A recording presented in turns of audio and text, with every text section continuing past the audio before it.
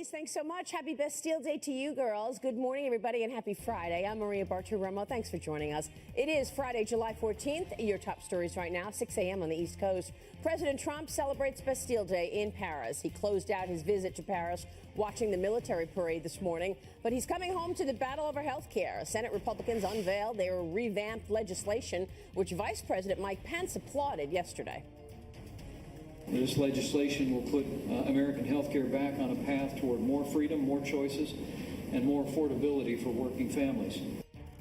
Well, the bill now has 2 no votes. We will look at what comes next. Plus, new exemptions to the president's travel ban, a Hawaii judge adding grandparents and other relatives to the list. The big story for markets this morning, bank earnings. We are waiting on JP Morgan Chase, Wells Fargo, Citigroup, all reporting their second quarter numbers this morning. That could be a market mover. What you need to know ahead of those numbers. As you see, the stocks are mixed right now ahead of the reports. We are coming off of another record close for the Dow Industrials, the 24th all-time high this year. Futures indicating a bit of a pullback this morning. Fractional move coming off that record high. As you see, Dow Industrial set to open down about 10 points. We'll see what the bank numbers show and whether or not that changes things. European markets are mixed. European indices, as you see there, FT 100 down 0.25%. The other majors are flat. In Asia, overnight gains across the board to report. Fractional moves, nonetheless, but in the plus column. Planet of the Apes swinging back into theaters. The full box office preview later this hour. All that coming up this Friday morning. And joining me to talk all about it, Fox Business Network's Dagan McDowell. Kingsview Asset Management Chief Investment Officer Scott Martin is here. And H-Squared Research Officer Hitha Herzog is with us. Great to see you. Good to see you, too. Good morning. Good to see you. Great to see you. You too. And coming up, we were out at the Barclays Center for the third stop of the Conor McGregor-Floyd Mayweather press tour. How was that? You went yesterday. I know you interviewed him. No, you know what? When you're young and hungry, you show up on time. When you've already gotten paid, not so much. I'll leave it at that. But some surprises in store. Jack Brewer's coming up, too, and we will have a very, very heated debate about who could win that fight. I love this. I cannot wait to hear about it. It could be a record. I will put money down on the fact that it will be a pay-per-view record.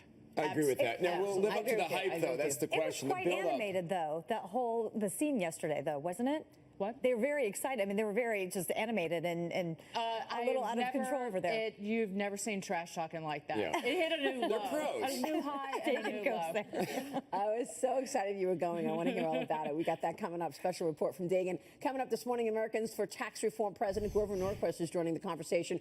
Arkansas Congressman French Hill is here. Counsel to the president, Trump. Kellyanne Conway is with us. And CEO of the Brewer Group and former NFL star Jack Brewer is here as well. Got a big program ahead, so do stay with us this morning.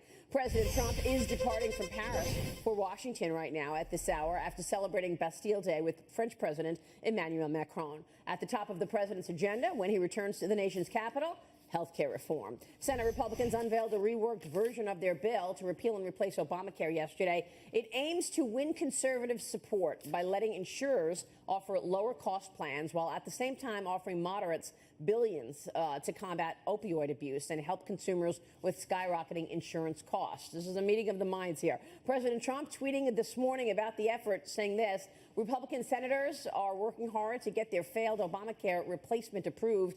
I will be at my desk, pen in hand, waiting to sign that legislation. Adding on the pressure, the president tweeted this: so important, senators under leadership of the Senate leader McConnell get health care plan approved after 7 years of Obamacare disaster. Must happen.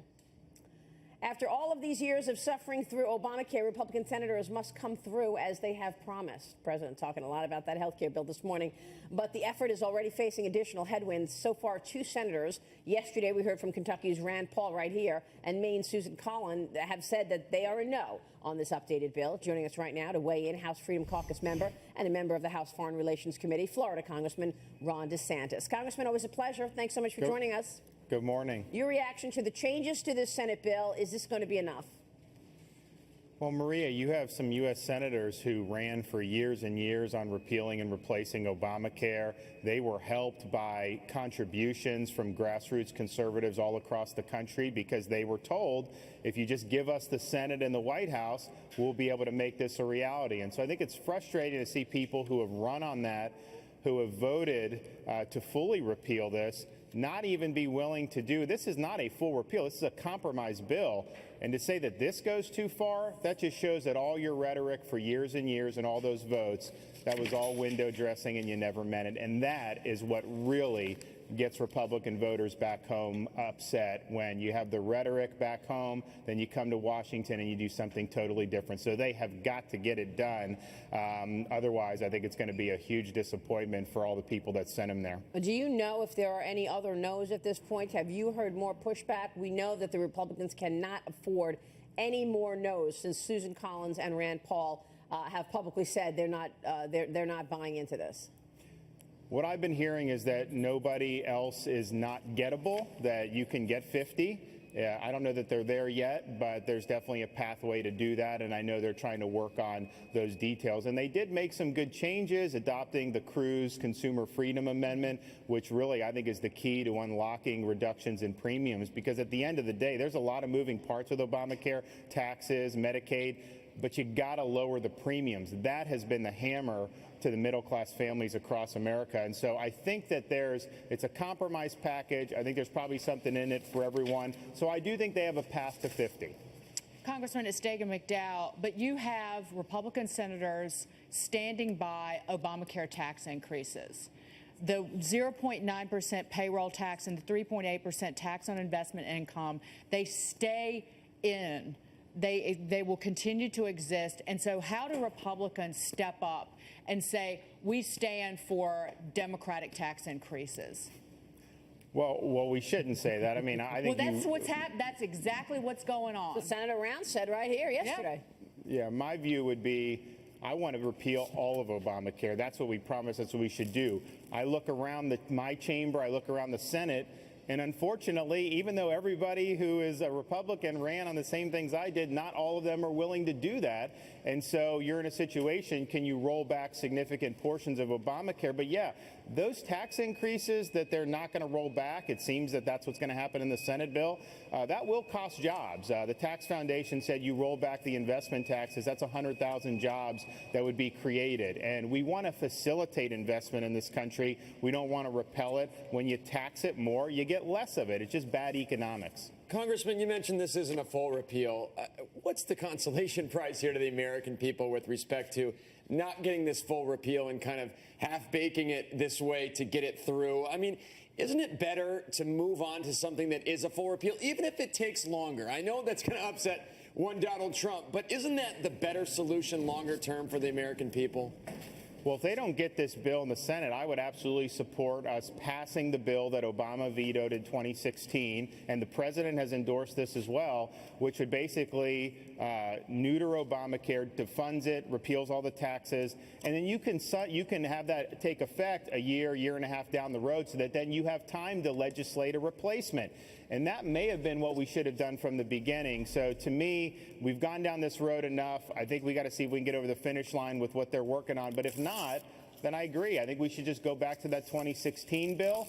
Everyone's on record as already supporting that, and so do it, and then you have a window where you're able to legislate. Now, I don't think you're going to get a lot of help from Democrats on the replacement, but if you've already signed the repeal into law, then at least they would have an incentive to want to have some sense of this in the Senate, particularly some of those Democrats in Republican states. Congressman, it's Heather Herzog. So I'm a small business owner, and you're talking about this time frame, maybe a year and a half. I just got a letter from my insurance company that said that my premiums are going to go up 38%, including my employees. What do you tell these small business owners who are waiting here?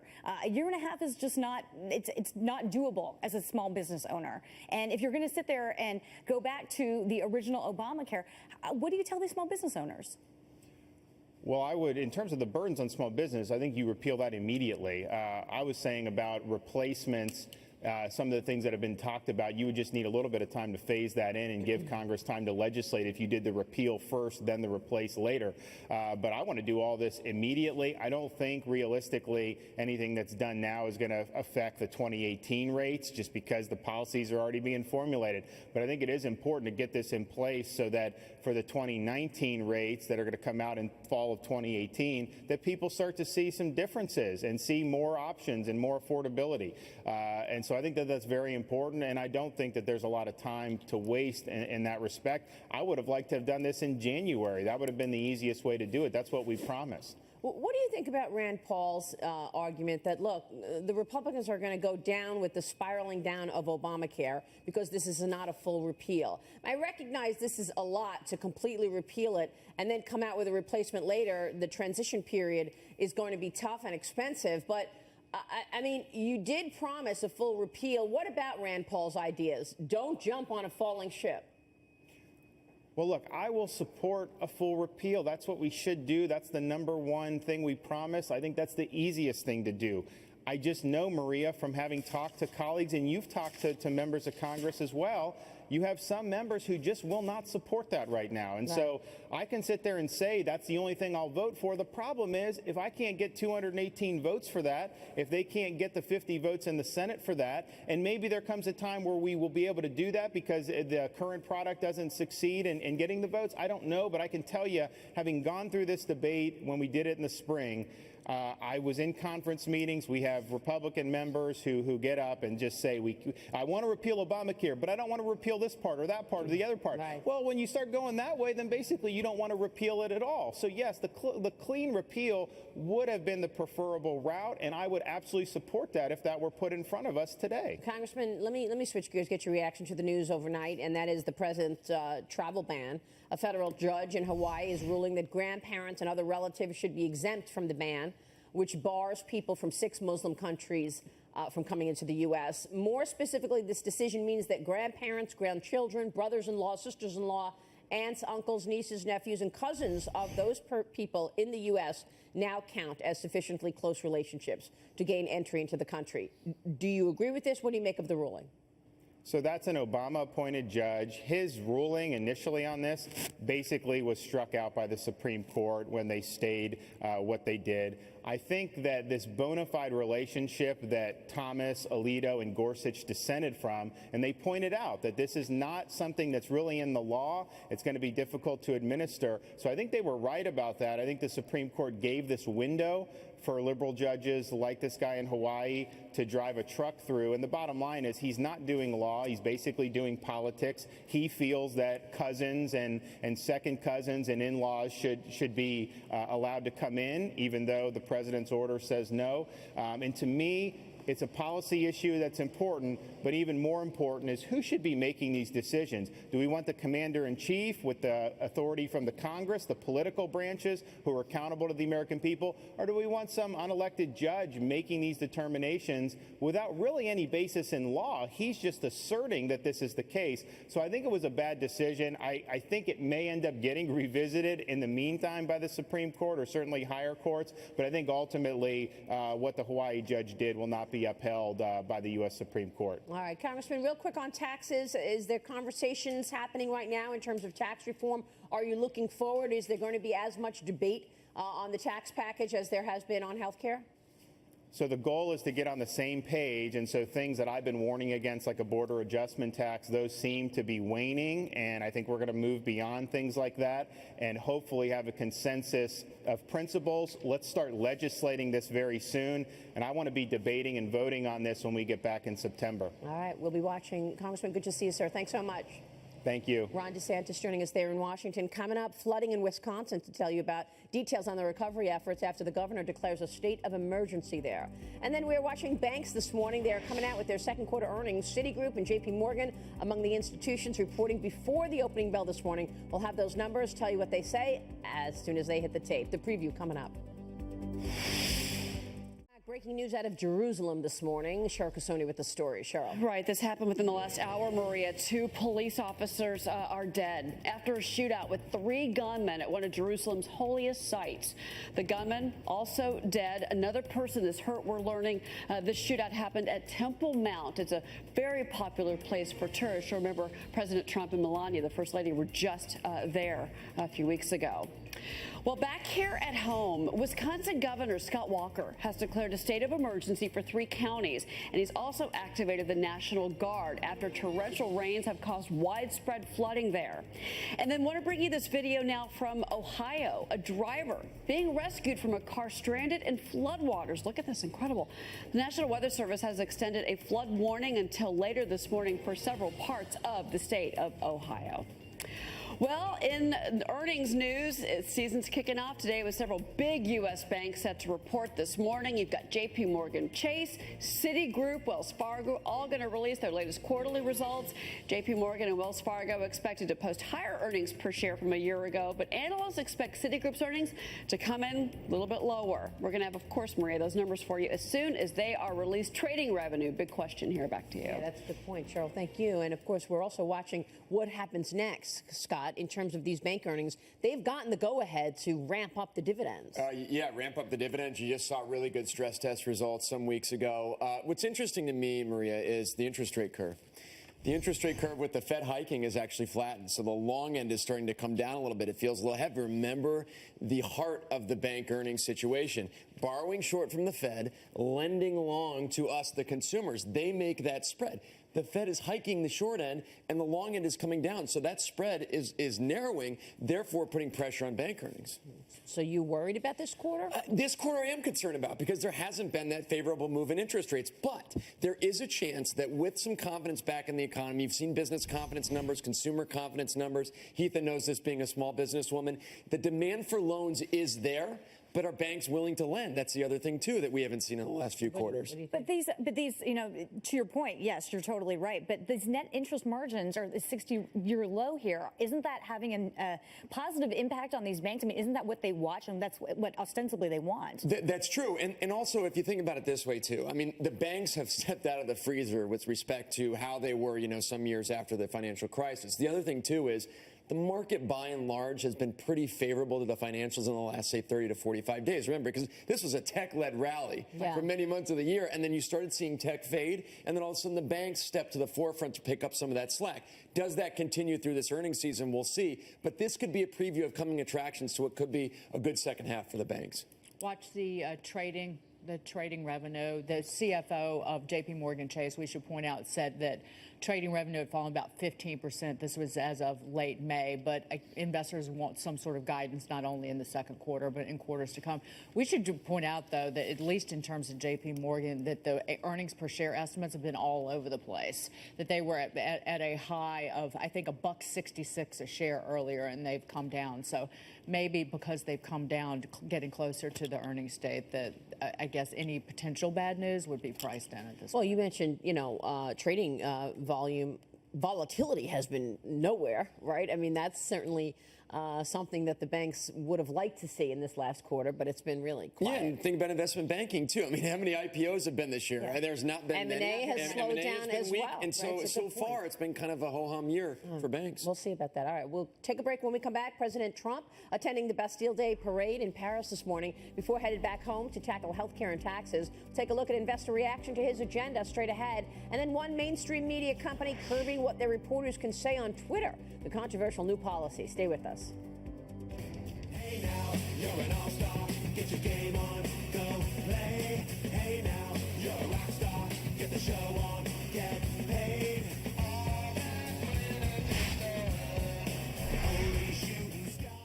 Welcome back. The Washington Post implementing a new policy concerning the behavior of its employees on social media. Tracy Carrasco with the story now. Tracy, good morning. Good morning, Maria. Yes, the Washington Post, owned by Amazon CEO Jeff Bezos, has implemented a controversial new employee policy that prohibits conduct on social media that, quote, adversely affects the Post customers, advertisers, subscribers, vendors, suppliers, or partners. In such cases, Post management reserves the right to take disciplinary action up to and including termination of employment. All of this reported first by the Washingtonian. The Post union employees not happy with this keep your opinion to yourself policy and are working to revise it. The policy went into effect on May 1st and applies to the entire company. A spokesperson for the Post tells us Jeff Bezos was not part of the executive team that determined the policy. The rules perhaps a move to curb criticism of the Bezos-owned paper, as people worldwide have become reluctant to buy what many established news organizations are selling. This gets into a tricky territory here. So, in other words, this is about the mainstream media and what they've been doing, Dagan. And now people are reacting to the mainstream media, and then there's fights on Twitter and on social media. I think that any adult who can't control themselves on social media has bigger problems. Yeah. Because it does get ugly. I mean, Yeah, I know. you've seen some individual reporters fly off the handle with other reporters. You name it. And I think that I look at it like, if you want to keep your job, you better careful who you attack on social media. Yeah, why do you need that guidance to do that? Exactly. I mean, why do you need a reminder to keep it, keep it clear here, keep it adult? I mean, the also thing too is the Washington Post, maybe that's a little CYA on their part to say, hey, if you went off the handle on social media, now we have the right to discipline you or do something because we told you that this was against company policy. Well, think about it too. I mean, advertising revenue is how the paper makes money, and if you're going to be a threat to that, of course they're going to come down on that. But to your point, I mean, it's 2017 now. It's a different set of rules. I mean, you would think that people would have this decorum, the way we even interact with people. I mean, listen, I wouldn't fly off the handle to someone just because I was angry in person, but I feel like Twitter has this shield and it makes you think that you can just react any way you want. The last company that I called out, it actually wasn't the company, but it was a Delta Gate agent who was so hideously rude to this group of people who had just missed their connection. I remember that tweet. Yeah, they had just missed their connection. And I said, the woman working at this gate, at this airport, this flight was really nasty to a bunch of your customers. Did they reply? Do you remember? They did acknowledge it, and actually were direct messaging me trying to find out the woman's name. Oh, wow. Interesting. Interesting. She deserved it. And it's shocking that something would go wrong at the airlines. Isn't that weird? Yeah. I mean, gosh, it's probably... But you know that what? never happens to me. It's always the passenger, but I've never actually taken a photo of an unruly passenger and tweeted it, but maybe next time. Yeah, that's a good idea. Because there's one on every flight. That is wild. Tracy, thank you. Tracy Carrasco. Coming up, the Congressional Budget Office scores President Trump's budget. The results after this break. And then Honda recalling over 1 million cars, the model where the sensor batteries could potentially set fire. Straight ahead. Back in a moment. Welcome back. Good Friday morning, everybody. Thanks so much for joining us. I'm Maria Bartiromo, and it is Friday, July 14th, Bastille Day. Your top stories right now, 6:30 a.m. on the East Coast.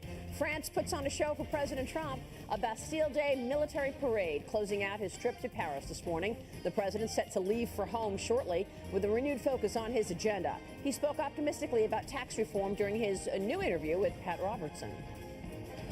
We're bringing corporate taxes down to 15%. I hope we can get that number approved. Maybe they'll want to do something and negotiate, but we will if we get what we want, it'll be the biggest tax cut and the greatest tax reform in the history of our country. The president believes revamping the tax code will be much easier than overhauling health care. We're watching that one. But the CBO's new report on the administration's budget proposal might indicate otherwise. New doubts this morning cast on the White House claims that its plan will balance the budget by 2027. More than 1 million Honda Accords need to go into the shop this morning. The model year is under recall for a dangerous battery fire risk. We'll tell you about it. And markets this morning all focused on bank earnings. That is the focus this morning. JP Morgan Chase, Wells Fargo, Citigroup, all out with their second quarter numbers before the opening bell this morning. As soon as those numbers hit the tape, we will bring them to you. They could be market moving.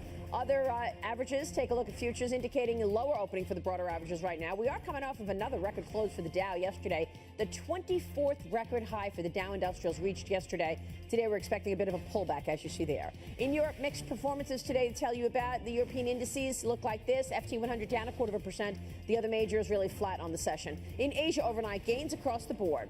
Fractional moves, nonetheless, in the plus column. Also, apes go to war with Spider-Man at the box office this weekend. We're taking you behind the scenes for a look at the new Planet of the Apes sequel hitting theaters this weekend. All those stories coming up this morning, and joining me to talk all about it, Fox Business Network's Dagan McDowell, Kingsview Asset Management Chief Investment Officer Scott Martin, and H Squared Research Chief Research Officer Heather Herzog is here. Great to see everybody. Good to see you. Great to see you. TGIF, it is Friday, and we are talking about tax reform again. That's our top story this half an hour. What did you want to say, Jake? Amen. Amen, exactly. President Trump optimistic about his plan for a tax code overhaul, especially when it is compared to the fight to repeal and replace Obamacare. Here's what he had to say in his recent interview with Pat Robertson. I think after healthcare, taxes are going to be so easy. It really, healthcare is very hard. Healthcare is hard because you'll do something a little bit this way, and you'll pick up that final vote, and you'll lose 4 votes over here. Now you move it back. It's this very tiny little road. It's about 2 feet wide, and it goes throughout the country. So healthcare is much tougher than taxes. No, I think taxes are going to be very well. In fact, our plan is we're talking about massive tax cuts, the biggest tax cut in the history of our country. Joining us this morning is Americans for Tax Reform President Grover Norquist. And Grover, it's always a pleasure to see you. Thanks so much for weighing in this morning. Do you think tax reform is going to be as easy as the president says?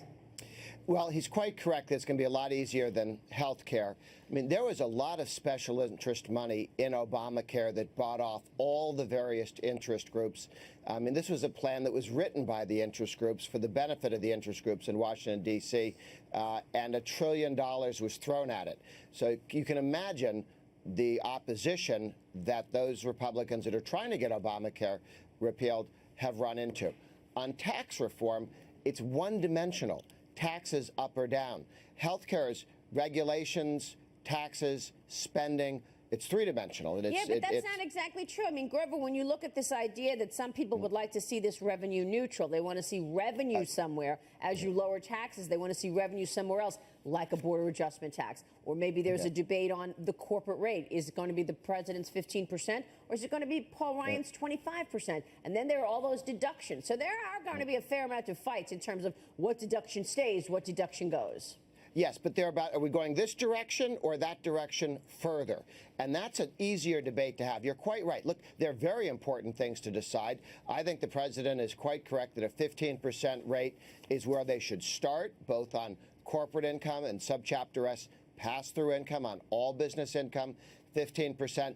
That makes us competitive with the rest of the world. It makes special interest deductions less interesting or important to anybody. You don't fight for them if it's only a 15% rate instead of 35%, the present 35% rate.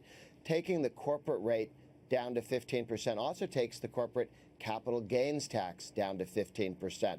That's going to be a tremendous, there's so much growth to be unleashed that there's some real opportunities on healthcare. We did, as we move forward, we do have to decide, is this going to be revenue neutral over 10 years or at the end of 10 years, or a deficit neutral at the end of 10 years, 25 years?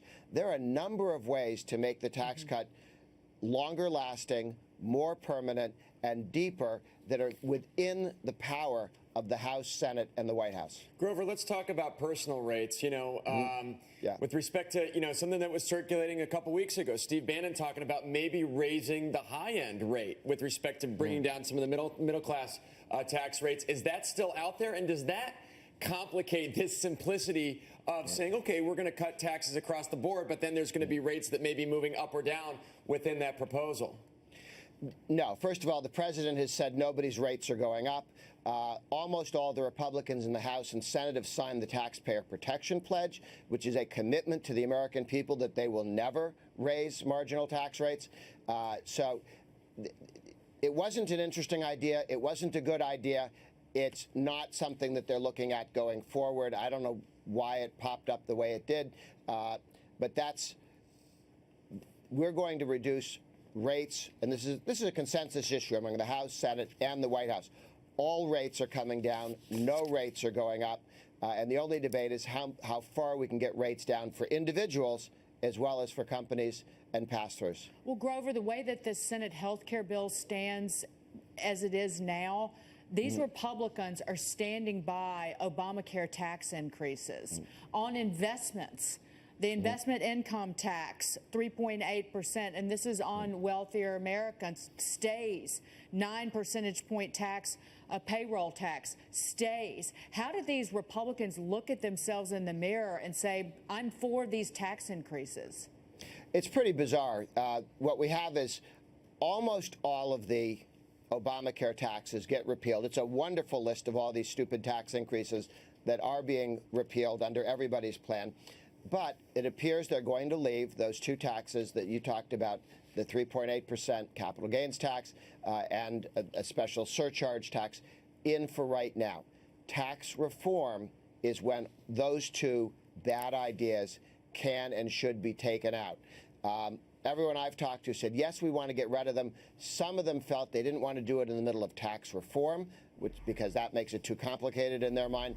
But there is a tax cut, tax reform bill. You cannot reform taxes and leave that 3.8, which is a direct attack on a lot of smaller businesses and pass-through subchapter S companies. Very damaging, anti-growth tax increase. Mr. Norquist, it's got to go. Yeah. Mr. Norquist, respectfully, it's Heather Herzog. I still don't understand where this revenue is coming from. So you're going to reduce personal taxes. You're going to reduce the corporate tax rate. Where is the revenue going to come from? Well, that's the debate. Do you need something? Do you want something to be revenue neutral? Or how long a period do you have the window before it has to be deficit neutral? The law says after the window, you can set the window up at 5 years, 10 years, 25 years. We've been doing 10 years recently, but it's been 5 and 7 before. There's nothing sacrosanct about 10 years. You could do 25 years. You could do 2,500 years under the law. So the goal is to get deep, pro-growth tax cuts for as long as you can, as permanently as you can, as quickly as you can. And we need growth going into the 2018 election and the 2020 election. Right. And we need growth because there are millions of Americans who during the Obama years never got jobs when the recession formally ended. It didn't end for them. So what do you make of the CBO then? I mean, the Congressional Budget Office is casting doubt over the president's budget proposal this morning. The CBO said yesterday that the federal deficit would total $720 billion in 2027 under the plan, compared to White House estimates of a $16 billion surplus. This difference is that the Trump administration is projecting healthier economic growth than the CBO is. So you're saying we need growth. Yeah, the White House is estimating 2.8% growth under the president's policies compared to the CBO's 1.9% growth. Yeah. That's what the difference is in terms of the CBO score. But if the CBO is saying it's not balancing the budget, Grover, is this going to be an issue? Look, Congress can direct joint tax, which is the key decision maker for how tax reform takes place, how to make these decisions. It doesn't have to defer to joint tax. But one of the things we're going to have to do when this is over, we're not going to do it in the middle of this debate, is rethink CBO's models and joint taxes models. Those models need to be transparent, and they need to explain why they were so wrong about Obamacare, why they were so wrong about each of the tax and spending issues in the past. CBO has a very bad track record in their estimates about what's going to happen. And until they can apologize to the American people by being off by a factor of 2 on how many people were going to get Obamacare and on how much it was going to cost and so on, why would you organize your reforms around what you know are faulty estimates? And they haven't even corrected the mistakes they made in the past, never mind apologize to the Congress and the Senate and the American people for having been so dramatically off and for politicizing their decisions to make Obamacare look better when they either knew better than that and were lying, or they're not any good at their job. And they've really got to, I mean, there should be congressional hearings on the failures of CBO and to question joint tax on their model so that the next time we do this, we have better models. I would like competing models. I don't mind if CBO wants to do it, but we should have private models out there that can compete. And then when you look and say CBO got it wrong, but these other people got it right, then we don't need CBO if they're going to get wrong like that. It certainly has been really up for criticism. Grover, great to see you. Thanks so much. Take care, Maria. We'll see you soon. Grover Norquist joining us there. Coming up, Roku reportedly looking to switch to on an IPO. The live streaming media player's eye-popping valuation next. And then House of Cards snags an Emmy nomination for Best Drama. The other breakout shows that top the list. Straight ahead. Back in a minute. My hands up in the air sometimes, saying, ayo, gotta let go. Well, welcome back. Quiet day in terms of futures this morning. Take a look at markets this morning after another record high reached yesterday for the Dow Industrials. We're looking at a fractional pullback.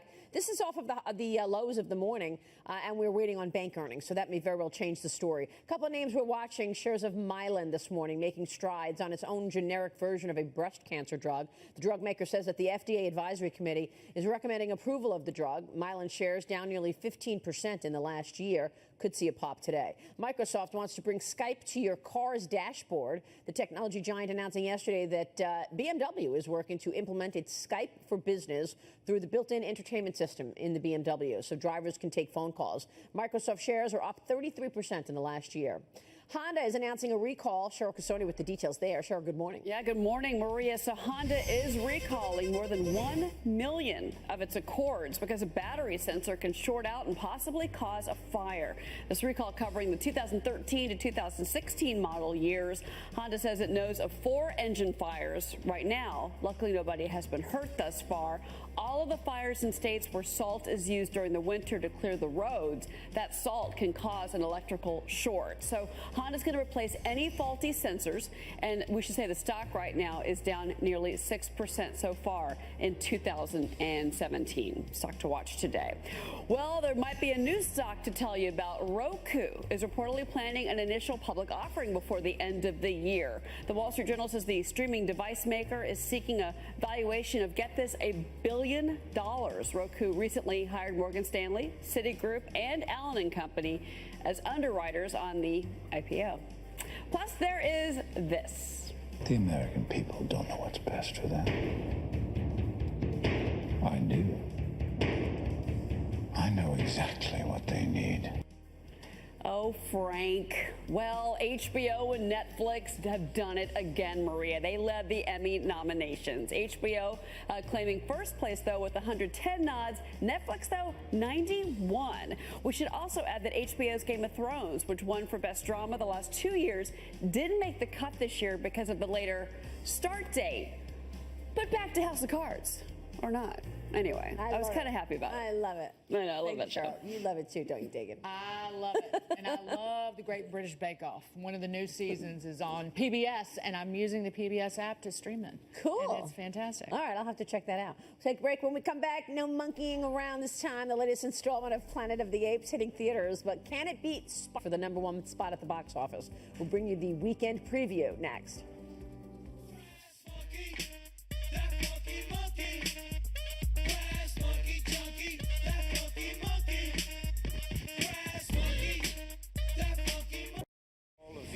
History has led to this moment. The irony is we created you. And nature has been punishing us ever since.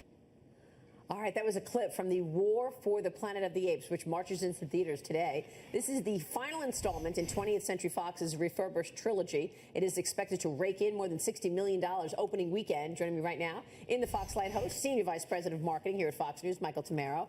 Michael, this looks good. Oh, it is good, Maria. Yeah, did you like it? It's probably the best of the trilogy so far, sort of wraps up this trilogy. It's one of the better reviewed of the 3 movies. And what I loved about this franchise is each movie gets better and better, and they always show you something that you haven't seen in the previous film. And this one in particular plays homage, I love that word, to the original 1968 version. So throughout the movie, you're going to be like, oh, so that's how that happened. You're going to be doing that a lot. And you sat down with the main players. I did. I sat down with Andy Serkis, who's like a motion capture genius. He plays Caesar, and director Matt Reeves, who told me all about this latest installment.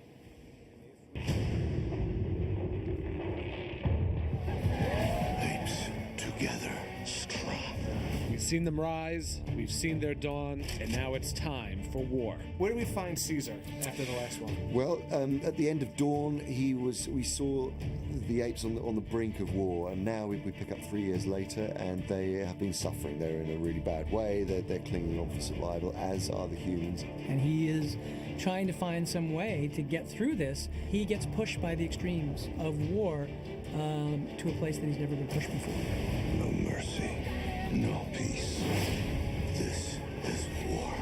In the cycle of these films, like if you think of this as like a trilogy that's about Caesar, that last leg has to be the thing that turns him into the ape Moses, the seminal figure of ape history, who all apes will look back to and say, like, wow, if it wasn't for him, we wouldn't be here. I did not start this war. I fight only to protect apes. We he follows this dark journey. He really for a does. good part of the movie. What was that like as an actor? It was amazing to actually get to this point of Caesar's life and then suddenly to become a completely other different being. And then combined with that was his evolutionary journey. It's a very heady, complex mix, and that was just fascinating to play. Have you come to save your apes? I came for you.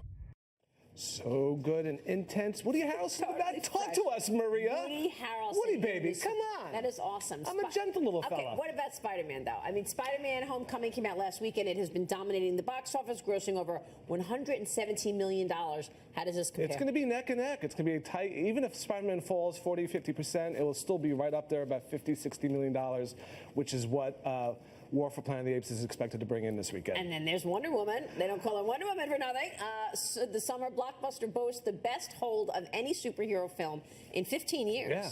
Pretty incredible. Pretty I mean, you and I amazing. both agreed after we saw Batman versus Superman that Gal Gadot was the best thing She was the best about thing that about it, movie. yeah. And people are really responding to this audience. Are we seeing women take on stronger roles in Hollywood, you think? You know, I think it's a great time to be a woman in Hollywood. The Right. roles are so much better, even though 2016 was down from 2015 in terms of leading roles for women. It comprised about 29% of the overall roles in the top 100 box office movies.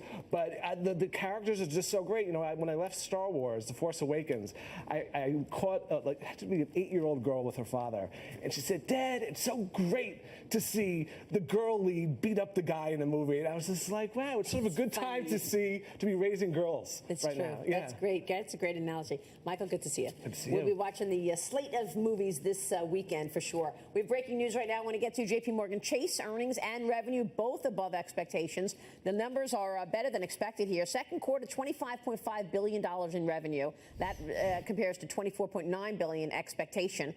In terms of earnings per share, $1.82 a share versus an estimate of $1.58. In the release, JP Morgan Chase Chairman and CEO Jamie Dimon says that the U.S. consumer remains healthy. He is noting that market revenue was down amid lower volatility, which is, of course, what we predicted. Having said that, the numbers are better than expected. The stock is up 1.25%. That's a big move. That's a Dow component. This is probably going to lift the broader markets this morning as well. So we'll check the broader markets to see any change in terms of futures. Can we show futures right now before we head to a break real quick on futures? Okay, so it's been down this morning. We'll see if this turns around given the fact that JPM is up better than 1% right now on these better than expected numbers for the second quarter. We'll take a break. When we come back, more on the bank earnings, setting the tone for markets this morning. Stay with us right here.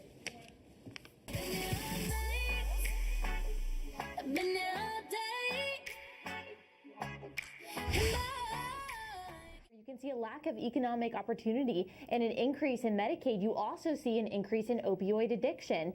And going from $2 billion to $45 billion is a big step in the right direction. Now, Democrats are saying that 1 in 3 people who are addicted to opioids are covered by Medicaid, and that's absolutely true. But Yellen is also right that you have to address the economic opportunity issue that's here, that's dovetailed with the opioid addiction. So hey, Allie, it's Heatha. So as a small business owner, and especially a millennial small business owner, where do you see reform going for this? I mean, would you want to see some sort of tax break for that small business owner, or where do you see it going?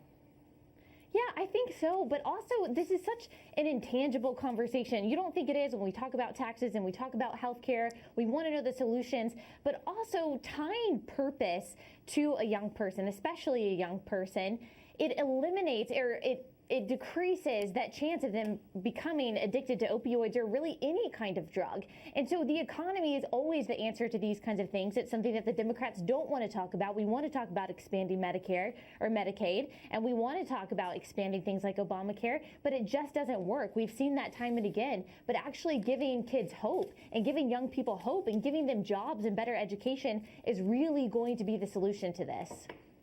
I'm going to say something controversial, but it's something that no one brings up, where they talk about this opioid crisis being that the solution is more money, but no one ever talks about personal responsibility and the responsibility of parents to make sure that their children don't start using opiate-based drugs when they're young. And it also hurts the very people, the way that so far that opioid prescriptions have been cracked down upon, it hurts the very people, quite frankly, who need these drugs, like cancer patients, for example, people with severe chronic pain that is untreatable otherwise. Personal responsibility, even on the right, is something that no one ever brings up when they talk about this. No, absolutely. And that's something we don't want to talk about because it's something that's very hard to regulate. And like I said, it's very intangible. But those are the things that we need to be investing our time and energy into rather than doing something like expanding Medicaid or even giving $45 billion to address this. There are better ways that we can spend our energy actually educating and mentoring and helping kids learn, not just don't take drugs, but take personal responsibility, and your life is going to be exponentially better. Well, Allie, this is Scott Martin. I think the tough thing, obviously, is getting the kids off the drugs, but also keeping them off. I mean, is the country prepared for the spend and the effort in just not only getting the kids off the drugs, but keeping them off going forward, whether it is a parental responsibility, as Dagan mentioned? I mean, what are the costs? What's the effort there with respect to moving forward beyond once a child or a young person is off the drugs itself?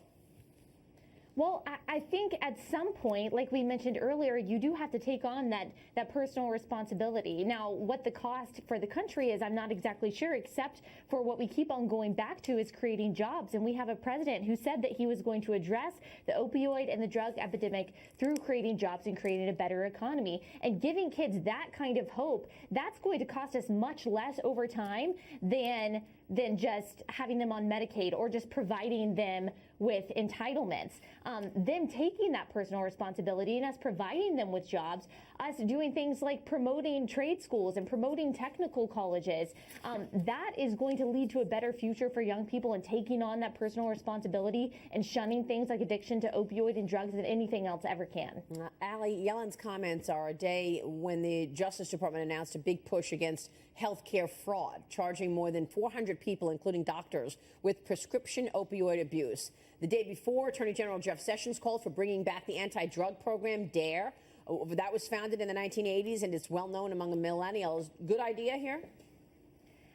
Not exactly. So statistics show that DARE actually didn't really help at all. It didn't prevent teens from using drugs. And I hate to beat a dead horse because I've said this over and over again, but if you don't want someone to use drugs, you have to give them something that's better. You have to provide them with something else. Kids aren't going to not use drugs simply because their parents or their teachers tell them not to. It's got to be more than education. You've got to provide them with something more. So it goes back to providing them with the opportunity to go to trade school or go to a technical college or get a job out of high school. There are so many economic and even family issues within this that need to be addressed so much more deeply and more primarily than just giving them curriculum. Yeah. The stats show that it just doesn't work, unfortunately. All right, Allie, great insights from you. Thank you so much. Allie Stuckey joining us there. I just want to point out, Scott Martin, we were talking about JP Morgan Chase because the company reported better than expected earnings and revenue. This stock is up 33% since the election, Scott. I mean, I know that the numbers are very strong. But would you buy this stock today? I would, and here's why. Because it's not just an interest rate issue anymore. It's showing that the loan demand is up. Now, what's interesting about your comment about how well the stock's done, the stock rocketed up. If you look at that chart there, rocketed up November 9th, right? When Trump got in, we had a repeat. We were pulling back the Dodd-Frank regulations. Yeah, exactly. It was going to be a growing economy, and then it's kind of flatlined. Build that base. I mean, look at that chart again. Looks pretty good. Now it's making that next leg up. So I would buy JP Morgan. I'd buy some of the other financials, too, because it looks like that loan portfolio is pretty strong. All right, the earnings and the revenue above expectations this morning. Stock is on the move. Yeah, and the dividend looks quite attractive. And the dividend looks attractive. Probably going to see a dividend increase. Buybacks. There's certainly a buyback. They announced buybacks at the end of June. More usage of that cash. Meanwhile, the president is in Paris. President Trump was a guest of honor this morning as the European nation celebrates Bastille Day. Today also marks 1 year since the truck attack in Nice that killed 86 people. Fox News' chief White House correspondent John Roberts is live this morning in Paris on the ground. John, good morning to you. Maria, good morning to you. The president on his way back to the United States is going to his Bedminster Golf Club rather than back to the White House, tweeting this morning, quote, "It was a great honor to represent the United States at the magnificent Bastille Day parade. Congratulations, President Emmanuel Macron."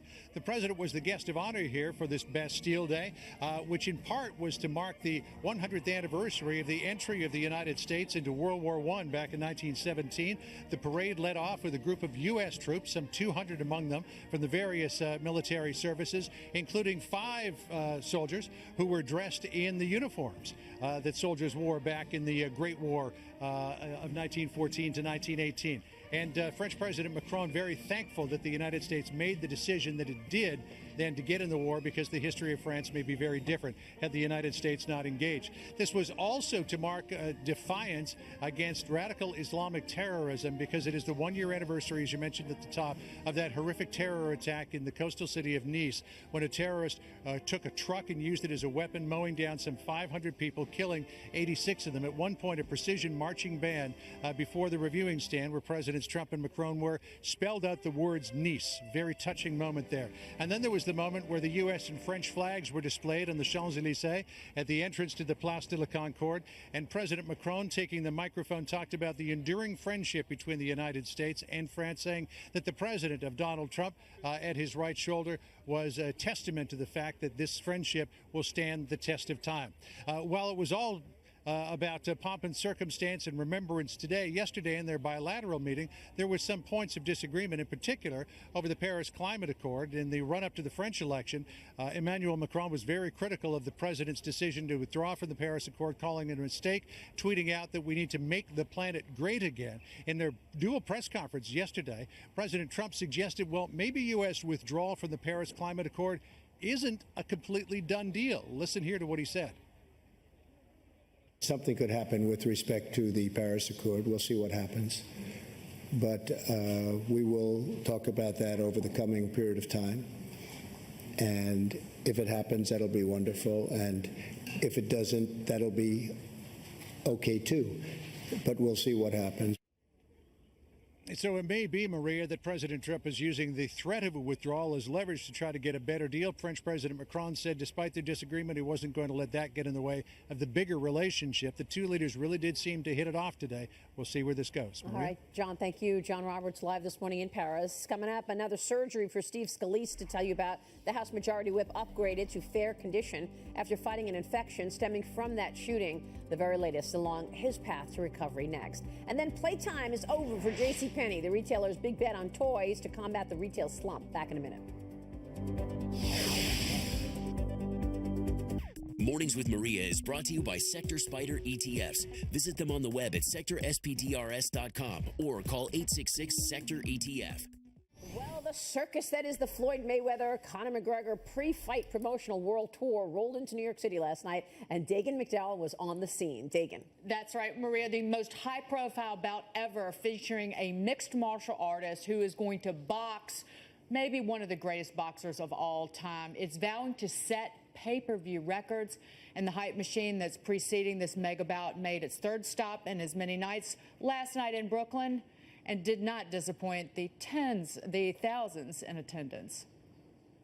And there they are, ladies and gentlemen, just announced. July 24th tickets go on sale. Mayweather versus McGregor. We're at the Barclays Center in Brooklyn, New York for stop 3 of the McGregor-Mayweather press tour. You think New Yorkers know how to trash talk? You ain't seen nothing yet. 5 weight classes. And y'all choose a quitter? Looking good, baby. Deserve better. New York City, you want to see them face off? This is what you've been waiting for. August 26th. That's a $3 million fighter. It's an $800 million fighter. You and 50. He's bankrupt, and you're about to be. Is this more professional wrestling or Muhammad Ali? Is it Ric Flair instead of Ali? No, I think it's just that you have, when it comes to Conor McGregor, I think that I personally have a tremendous amount of respect for his skill set and what he's been able to do over there in the UFC. And with him being very confident, you know, it comes with the swag, the whole thing. And basically, he's a big fan of Floyd's. Does this pull more MMA fighters, UFC fighters over into boxing, just given the size of just given the payday? God, I hope not. But yeah, I mean, this is something that I'm going to be dealing with for the next 3 years. Everybody's going to want to box somebody now. But just because, this fight is happening, this is two of the right guys in the right place at the right time. Will this be a record pay-per-view? Will this be #1 at the end of the day? It's difficult to say whether this will break the existing record. Mayweather-Pacquiao did 4.6 million buys, which really was a level that no one expected we could ever reach. We could have something here that really could threaten or surpass it. So let's talk about these potential pay-per-view records. The pay-per-view costs a little under $100. It's a little bit under $100. 2015 was the record for pay-per-view, 4.6 million pay-per-view buys. So far, the way this is tracking, the odds makers, the bookmakers in Las Vegas think the pay-per-view could be 4.9 million. It could be more, but the whole point of this, the trash talk and everything, is to convince the public that Conor McGregor has a shot at actually defeating the best defensive boxer of all time, Floyd Mayweather. Conor McGregor, he's a fighter, but he's never had a professional boxing match. These are pretty heavy gloves. They're 10-ounce gloves. Now, McGregor... He's never had a professional boxing match. How is he going to go up against Floyd Mayweather? But he's been in MMA professional. Right. So much more technical. But it's a very different thing. Yes. But I will say one thing. Let me quote Conor McGregor. Precision beats power. Timing beats speed. That is his approach to landing a punch. Can it happen? I mean, I could go on and on and on about this. I will say last night, these two knuckleheads showed up late and missed the entire rope line. They did show up for this, but this started about an hour and a half, almost 2 hours late. Oh, lovely. So, and it lacked the kind of energy and zazz that the presser in Los Angeles and Toronto had. They go on to London today, but they better keep up the steam and keep up the heat. Let me ask you this. How much could Floyd Mayweather make? He made, what are the numbers total, here? Because Mayweather Promotions is promoting this bout.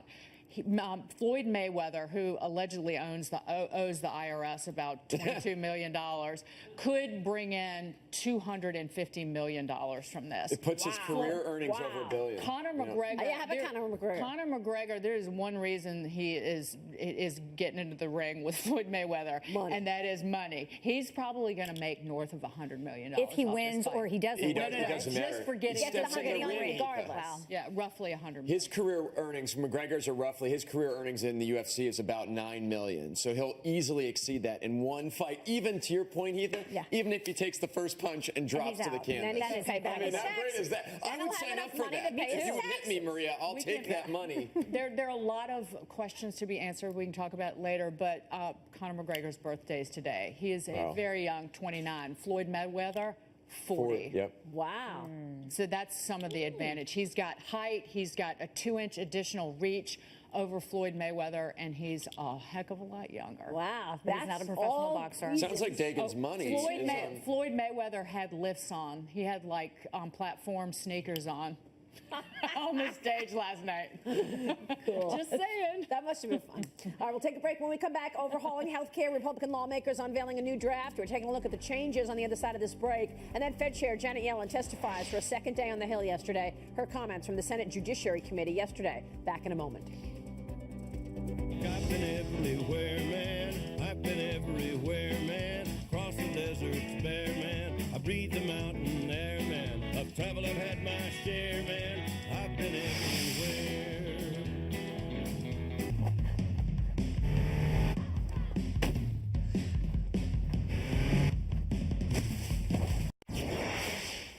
Welcome back. Good Friday morning, everybody. Thanks so much for joining us. I'm Maria Bartiromo, and it is Friday, July 14th. Your top stories right now, 7:30 a.m. on the East Coast. President Trump closes out his trip to Paris with a bang. France putting on a military parade to mark Bastille Day today. The president is now leaving for home shortly with a renewed focus on his domestic agenda. He released a flurry of tweets this morning talking about health care, his message to Senate leaders about the importance of repealing and replacing Obamacare.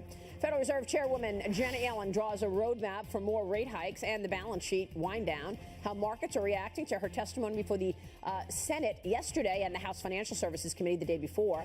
Bank earnings in focus this morning. JPMorgan Chase delivering a big double beat this morning. The company reported earnings and revenue above expectations. Now, the stock is trading down now. Earlier, initially, when the numbers first came out, the stock was up better than 1%. And as you see right now, it's pulling back right now, almost 0.5% lower. We're breaking down the numbers as we await earnings from Wells Fargo and Citigroup as well. Markets look like this, really flat on the session. Dow Industrials saw a brief pop on the heels of the JPM numbers, but have since reversed and are in negative territory. We are coming off of a record close for the Dow Industrials. Of course, yesterday, the 24th record high reached yesterday, 24th this year. Vice President Mike Pence spoke about the stock market rally yesterday. Listen. There's been almost a $3 trillion increase in stock market value since the outset of this administration. American people are more confident in many quarters than ever before, and you see that reflected in the stock market and investments that Americans are making. In Europe this morning, mixed performances. FT100 is down 0.25%. The other majors are up, but just by a fraction. In Asia overnight, gains across the board. Here, too, though, fractional moves very close to the unchanged line. An unexpected withdrawal. A Texas repairman gets trapped inside an ATM machine. How he let customers know that he was stuck inside the machine and what took place then. Plus, Beyonce's fans crazy in love with the pop star's new twins, their adorable debut on social media. We will bring you the pictures coming up. First, though, our top story this half an hour, the battle to overhaul Obamacare. President Trump ramping up the pressure on Republican senators, tweeting this morning. So important, Republican senators under leadership of Senate Majority Leader McConnell get health care plan approved after 7 years of Obamacare disaster. Must happen, according to the president. The bill now has 2 no votes, including Senator Rand Paul, who we heard from yesterday. He told me on this program yesterday he's a no, and here's why. You know, I pledged to the voters to repeal Obamacare. I think it's a disaster, but the bill doesn't repeal it. It keeps about half of the Obamacare taxes. It keeps most of the Obamacare regulations. It keeps most of the Obamacare subsidies, and it creates a giant new insurance bailout super fund of about $200 billion. This isn't repeal by any means, shape, or form. Joining me now with reaction, Congressman French Hill in D.C. Good to see you, Congressman. Thanks so much for joining us. Good morning, Maria. How are you? What about that? How could you support a bill that keeps all of these subsidies, keeps the Obamacare taxes, and creates a whole new entitlement program, as Senator Rand Paul just said? Well, last night the Senate just released their draft, and I'm sure members of the House are going to be studying it today and see the reaction in the Senate. The main objective that we have in both houses is to lower health costs for our families, where premiums have skyrocketed, deductibles have skyrocketed, and choices have collapsed. So that's the goal, and we'll be looking at the Senate's bill in respect to those goals. Okay, so in other words, it's not a goal of yours necessarily to remove the taxes in Obamacare. Well, I think in the House, Senator Rand Paul makes a good point, which is that in the House bill, we repeal all the taxes and we dismantle the regulatory regime, or the bulk of it, with an eye that we want to shift powers back to the states, creativity and flexibility back to the states. So it's true that in this Senate draft released last night, where they maintain some of those taxes, in my view, that'll be controversial here in the House. Congressman, the Wall Street Journal editorial page describes this, keeping these tax increases in the Senate bill as the GOP essentially capitulating to progressive opposition. Moderate Republicans folded amid a false, if completely predictable, tax cuts for the rich narrative. So now the question remains, how does this play out when you actually go to sit down and do tax reform? Because again, this is a tax and spend liberalism that is the Republicans are trying to present as helping the middle class. Exactly right. Well, by cutting the taxes and reducing the regulations, we think it lowers the price of health care, the access to health care, and we need the Senate's help in creating a more competitive health care marketplace. You make good points, and it's going to, as I say, it'll be controversial here in the House in this most recent draft by the Senate. Congressman, let's move forward in time here. I'm concerned. I mean, look at the razor-thin margin that's in the Senate right now with respect to the votes. Let's say it doesn't pass. What happens after that? You got a recess coming up. We got a lot of things that have been promised by the president, including regulatory reform, tax reform. What do you think happens if this thing doesn't pass the Senate?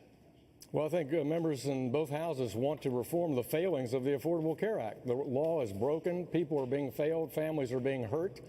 So we need to stay here and do our work and get this fixed so that we can go on and focus on things also that we think will help grow the economy, like tax reform, something I'm very interested in, continue our effort to right-size regulatory burdens on the economy, and keep the signs of economic growth moving forward that we've seen recently. Well, how come your colleagues are, interested in talking about lower taxes when it comes to the tax bill, but you're okay leaving higher taxes in Obamacare? Well, I didn't say I was, and I didn't say that people in the House were, but there are apparently some in the Senate that are. Yeah. And so that's the challenge. That's the challenge. So what are you going to do? I mean, is there a plan B if it doesn't come to a vote in the Senate? Well, the plan B is we've passed our bill in the House, and we're waiting for the Senate to come up with their best idea that they think can not only pass the Senate, but come back and pass the House that will get President Trump's support.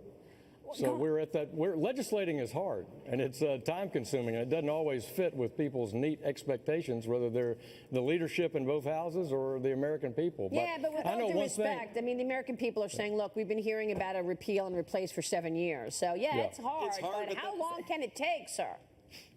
Well, we passed ours, as you know, a few months ago, so now we're waiting in the Senate. And I'm as eager as everybody else to get our health care system righted. Right. Go ahead.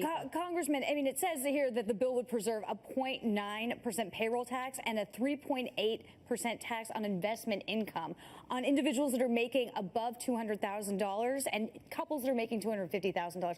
Isn't that really small business owners and, basically, I mean, not middle class, but these are the people that you want to appeal to. These are the people that are providing health care to the people that need it. How do we have Grover Norquist on saying that he's going to cut these taxes, and then just, an hour ago, and you're saying that, in this specifically, we're going to keep these taxes in here? Well, you're talking to me as if I'm in the United States Senate, and I'm not. I'm in the House. I voted to repeal these taxes. Yeah. We invite you to bring on Republican senators to react to we have to the been. We plan. had, and that's what I'm saying. We had Rand Paul on yesterday, sir, Yeah. and Senator Paul basically said, look, I'm a no. This is too many taxes. It's too many subsidies. You just heard what he said. So why not go down that route? Why not say, okay, you know what? I'm going to join with Senator Paul because I don't agree with this, and I'm just going to let Obamacare implode. Well, I think that's one of the things that could happen here. If we don't pass a repeal and replacement bill that fits the parameters that I've laid out this morning, then we're confronted with keeping Obamacare as it is. And how is that? Yeah. It's failing the American people. And that is, to me, the bigger motivator, that we want to have affordability and access for our families. And we have not seen that as a result of 7 years of Obamacare. But does that obstruct the whole agenda? I mean, this whole conversation of, you had to do health care before you did tax reform because you wanted to save money on these, on overturning all the taxes, $1 trillion over 10 years. I mean, if you don't get a bill out of the Senate to the president's desk that all of you can agree on, does that mess up tax reform happening later this year, sir? I don't think so, in the sense that I think it may change what's contained in tax reform. It may change the direction of tax reform. It's not the one that those of us in the House would prefer. But we can use reconciliation for the FY18 budget cycle, considering if we can get a budget done in both houses. And we can use that as the vehicle to do tax reform. Congressman, one last thing. We're not going to let you off the hook on this. This is a story that every year it gets lost when the Medicare and Social Security trustees report comes out. Here we found out yesterday, Social Security and Medicare face depletion within 17 years. For the Medicare Main Hospital Fund, it is 12 years, 2029. When are y'all going to get on the stick about fixing this? Well, this is what a lot of us in the House have talked about. We've asked our Budget Committee Chairman Black to increase the reforms that she proposes for mandatory spending. We can't really get our fiscal house in order in America until we face the 3/4 of the budget that are in mandatory spending. And so we do need to make more reforms there. And in my view, that was one of the good things about the House bill, is it reformed the long-term Medicaid budget, shifting it back to the states, creating more innovation to save money at the state level. And those are the kinds of reforms that we've got to make if we want to have our fiscal house in order for the United States. Yeah. Fair enough. Fair enough. We'll see how much actual Medicaid reform comes out of this health care revamp, if it ever moves in the Senate. Because we know what has gone on with Medicaid, Congressman, right? I mean, characterize for us the last 10 years. What happened to Medicaid? What happens to it I'm sorry, I missed that first part In of the your question. last 8 years, what happened to Medicaid? Characterize what happened as this program has expanded and included more than just the impoverished, the blind, and the pregnant. Right. Well, we've expanded Medicaid under the Affordable Care Act to way beyond the congressional intent of what the Medicaid program was for, our poor, our kids, our developmentally disabled. And we've extended it to able-bodied working people with no requirements that they work or seek work or do volunteer work. And that is, again, one of the reforms in the House bill was to offer our governors the ability to have that flexibility to have work requirements. Right. Something that we've seen be very successful in the reform of our programs for those who are most in need.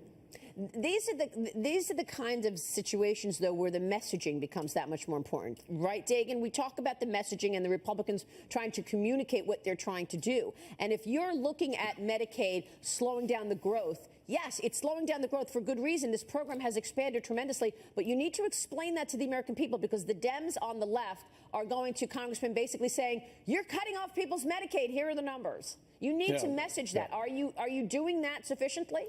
I think we can do a much better job. We are slowing the growth of this program and making sure the program is helping the most vulnerable, the people that the program was designed for.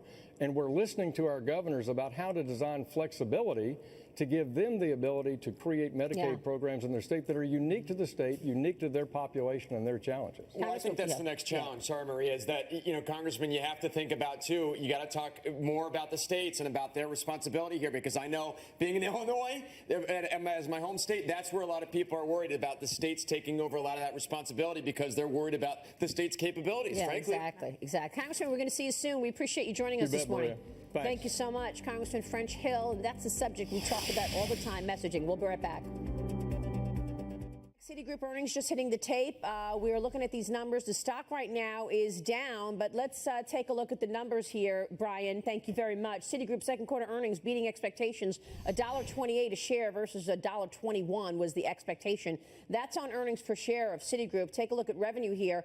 Also above expectations at $17.9 billion versus $17.37 billion. Stock is worsening right now. What do you think? Following the lead at J.P. Morgan. J.P. Morgan was up 1% early on after those numbers. Now it's dropped down. My guess is what it has to do with, Maria, is the trading volume. Exactly what it is. Slow down in trading. You're looking at trading volume slow. And then, frankly, the investment banking, IPO, merger and acquisition market is not strong. So other than loan volume being up at both of these banks potentially, everything else is falling short and disappointing. Volatility obviously non-existent in the quarter, Dagan. That was a major issue for JPM as well as Citigroup. Right, and again, we heard from Jamie Dimon, the consumer looks good. That ultimately, and you have this incredible rollback in financial regulations, which is a big part of the tailwind for these financial institutions since the election. By the way, I don't know why any of this is a surprise. Going into these quarterly numbers, we knew that volume was going to be down in terms of volatility, and trading volume in particular was going to be down. So they're all beating the numbers, but when you go behind the details, it was an okay quarter. Trading was down. That was a big portion of it. And I think M&A is down. That's right. And I think look at the testimony from Janet Yellen 2 days ago. She's talking about being easy and loose with money again, potentially, or at least not being so hawkish. And so that, to me, worries me a little bit with respect to the banks, because you need to see longer-term interest rates levitate a bit if you're looking at the bank model, borrowing short, lending long, because the interest rate curve, frankly, is flattening. All these stocks are up huge since the election. 33% gain on JPM since November 9th. Would you put new money to work right here in the bank? I would, Maria, because you've started to see the financials get life again. Yes, those numbers have been very good since November 8th. Yeah. But the reality is most of that gain came before January. They rolled over. Yeah, no, they rolled over this year. But I think Even they're ready a to take slow another leg up. IPO outlook and M&A outlook, you would still put money into these banks. I would, because what's happening, Heath, is the banks, if you look at the charts, if you look at some of the earnings numbers, they're starting to level off. They're starting to build that base, which I think takes them to the next leg up. You're not buying it, huh? I'm not buying it. I can't just buy something based on just consumer loaning. I mean, we have to have some of these IPOs. Well, these have been long-term stories. The banks have been a leadership in the market for sure. We'll keep watching these. They are moving this morning, but they're moving lower. A scare in the air, meanwhile, to report. Cheryl Cusoni on that story now. Cheryl. Yeah, Marie, we've got some other headlines we're watching for you this morning as well. This could have been one of the worst disasters ever in commercial aviation. An Airbus jet coming within 100 feet of crashing into 2 of 4 planes getting ready to take off at SFO last week. 140 people were on board. Canadian air safety regulators say instead of lining up to land on the runway, the plane mistakenly prepared to touch down on a parallel taxiway just to the right of where those other jets were idling in the darkness of San Francisco.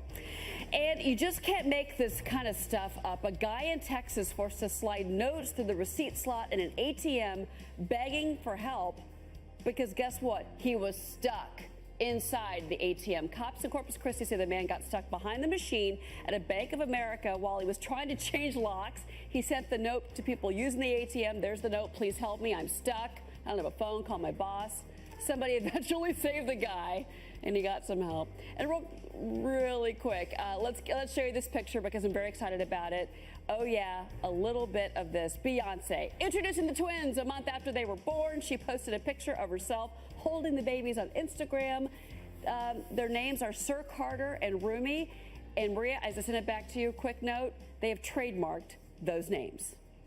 That's funny. Okay. Thank you so the baby much, names are trademarked. Wow. All right. Coming up, a business that is ripe for success. Millennials are flocking to the restaurant that only serves avocados. We've got them here. Next. Back in a minute.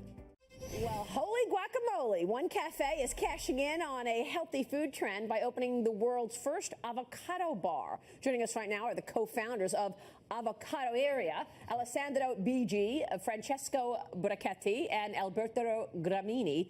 Good to see you all. Thank you so much for joining us. Thank you so much. Congratulations, Alessandro. Your restaurant is very popular among millennials. We talk about avocado toast all the time for some reason. Where did you get this idea? Well, basically, I was living here in the U.S. last year, and I realized it was really hard to find some food and food offering that was healthy, but at the same time tasty. You know, like not the really boring, healthy things that you can find around usually.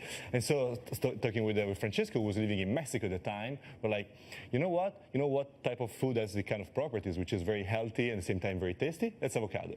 So we started making ourselves a lot of avocado toast. We tried different recipes. Then we involved Alberto, who's a chef, and designed the menu. And so basically we developed the whole concept around this. I love this idea. Avocado areas, say it, avocaderia. Avocaderia, yeah. Avocaderia. Because basically it's a Spanglish. So it's a mix of English, which is avocado, and area, which is the Spanish part, because of course it's inspired to the Mexican tradition. That's very cool, Spanglish, avocaderia.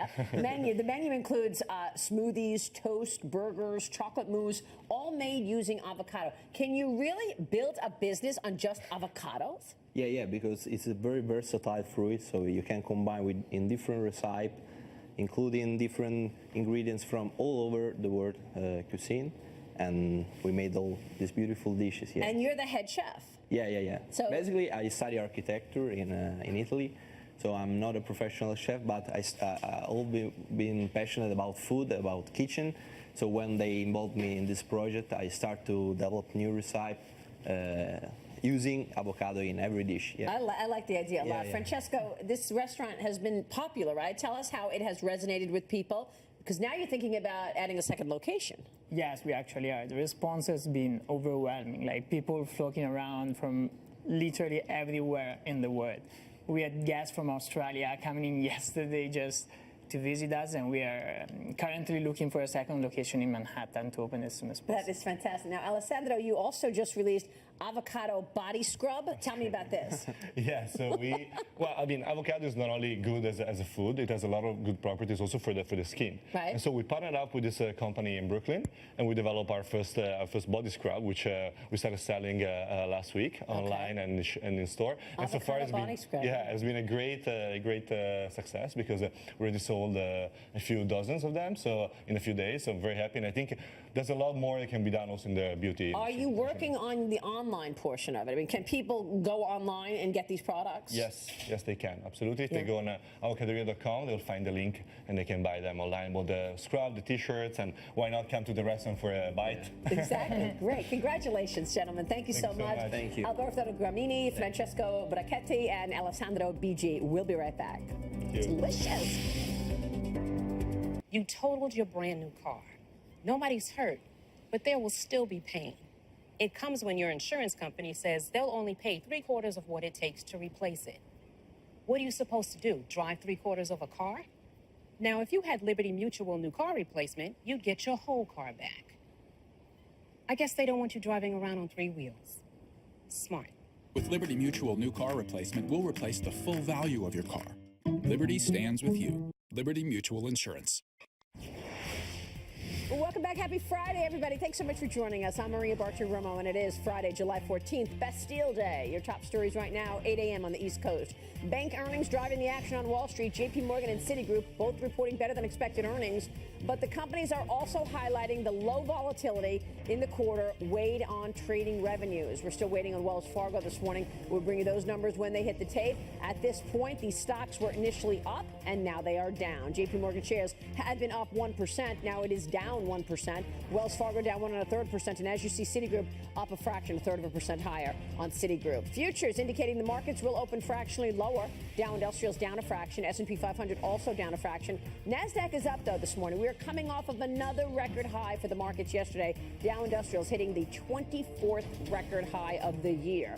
Take a look at the European indices right now. Mixed performances to report in Europe. We got the FT 100 down 1/4%. The CAC 40 and the DAX index are up, but just fractionally. And in Asia overnight, very close to the flat line. We did have gains across the board, but as you see there, quite the fractional moves across the board in Asia. President Trump leaving Paris this morning. The top issue on the agenda upon his return, the repeal and replace of Obamacare. We truly do believe that the Senate health care bill is the beginning of the end of Obamacare. It will return American health care to a system based on our time-honored principles of free market competition, personal responsibility, and state-based reform. And above all else, it'll give the American people more freedom when it comes to the choices that they make in health care. We will hear from the counselor to the president, Kellyanne Conway, coming up this morning. Plus, new exemptions to the president's travel ban. A Hawaii judge adds grandparents and other relatives to the list. We'll bring you that news coming up. And Amazon putting your Alexa conversations up for sale. The technology giant's new move raising privacy concerns at Amazon. Tim Tebow swinging for the fences. He hit one out of the park, clinching the win with a walk-off home run.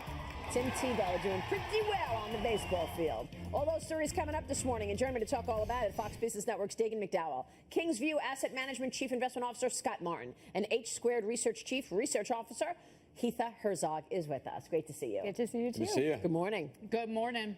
Markets are moving. We got bank earnings out. They were better than expected, as you predicted, but the stocks are down, Scott Martin. Yeah, markets move in the wrong direction. Post-analysis, let's say, of these numbers, which is kind of disappointing because it's all coming down, it looks like, to the trading volume in the fixed income side, at least on JP Morgan's side there, as well as the fact that M&A, IPO activity, the investment banking stuff is not looking very strong. So anything that's being made up on loan volume is being brought back down by those things I just mentioned. The revenue is below estimates at Wells Fargo. Revenue's coming in at $22.17 billion. That is below the estimate, which was all the way up at $24 billion on revenue at Wells Fargo. So the revenue is light here, but the earnings are above expectations. So the revenue was actually $22.17 billion. That is below the estimate, which was $22.4 billion on the estimate. Stock is down 1%, but the earnings are better than expected at $1.07 versus $1.01 a share. Again, similar story here. Low trading volume, low volatility. Correct. Our first miss, though, Maria, on the earnings, on the revenue side, on the top line there. It's easy to beat on the bottom line. The top line miss is interesting at Wells. Maybe still fallout from that scandal just about a year ago with respect to all those accounts they were opening illegally for people. They can't get out from under the rock because of that scandal, for sure. We're watching the bank stocks this morning, of course. Our top story this hour, however, President Trump returning from Paris with a packed agenda. He celebrated Bastille Day this morning with French President Emmanuel Macron. Now he's turning his attention to fight to repeal and replace Obamacare. President Trump tweeted this out this morning, saying Republican senators are working hard to get their failed Obamacare replacement approved. I will be at my desk, pen in hand. After all of these years of suffering through Obamacare, Republican senators must come through, as they have promised. Joining me right now to talk more about this is Counsel to the President, Kellyanne Conway. Kellyanne, it's good to see you. Always a pleasure. Good morning, Maria. Thank you. So it's amazing to me to see the House went at it twice. They finally came out with a bill. They passed it on to the Senate. What does the Senate do? Rip it up and start again instead of just voting on the House's bill. What is the president doing about all of this, division within the House and Senate? We don't look at it as division. We look at it as cooperation and negotiation. Okay. And it's all being done without Democrats. Not a single one will come to the table, Maria. The Democrats have come up with two big ideas on health care reform, even though so many of them have admitted that it's flawed and it needs to be fixed. And there are many Americans who are suffering and remain uninsured and can't meet the cost of these premiums and deductibles. What are the Democrats' two ideas? Number one, bail out the insurance companies. That's not plausible, and even if it were, it's a temporary fix. Number two, do just a total federal government takeover of health care. That also does not have support among the public, let alone in the Senate. So Republicans are working on this. All the principles are still there, though, to allow people to expand the contributions to health savings accounts, and for the first time ever, to allow you to use that HSA money to meet the cost of premiums. We hear from people all the time that, they had this insurance card and it was the worst possible outcome for them because the government looks at them as, quote, insured, and they can't use the card. They simply can't access the system because the premiums are too expensive. In addition, this new bill, of course, would add a number of stability fund measures. One is an additional $70 billion on top of what's already there. We want some state flexibility, let these governors decide how the monies are spent because they know their populations best. There's $45 billion for opioids.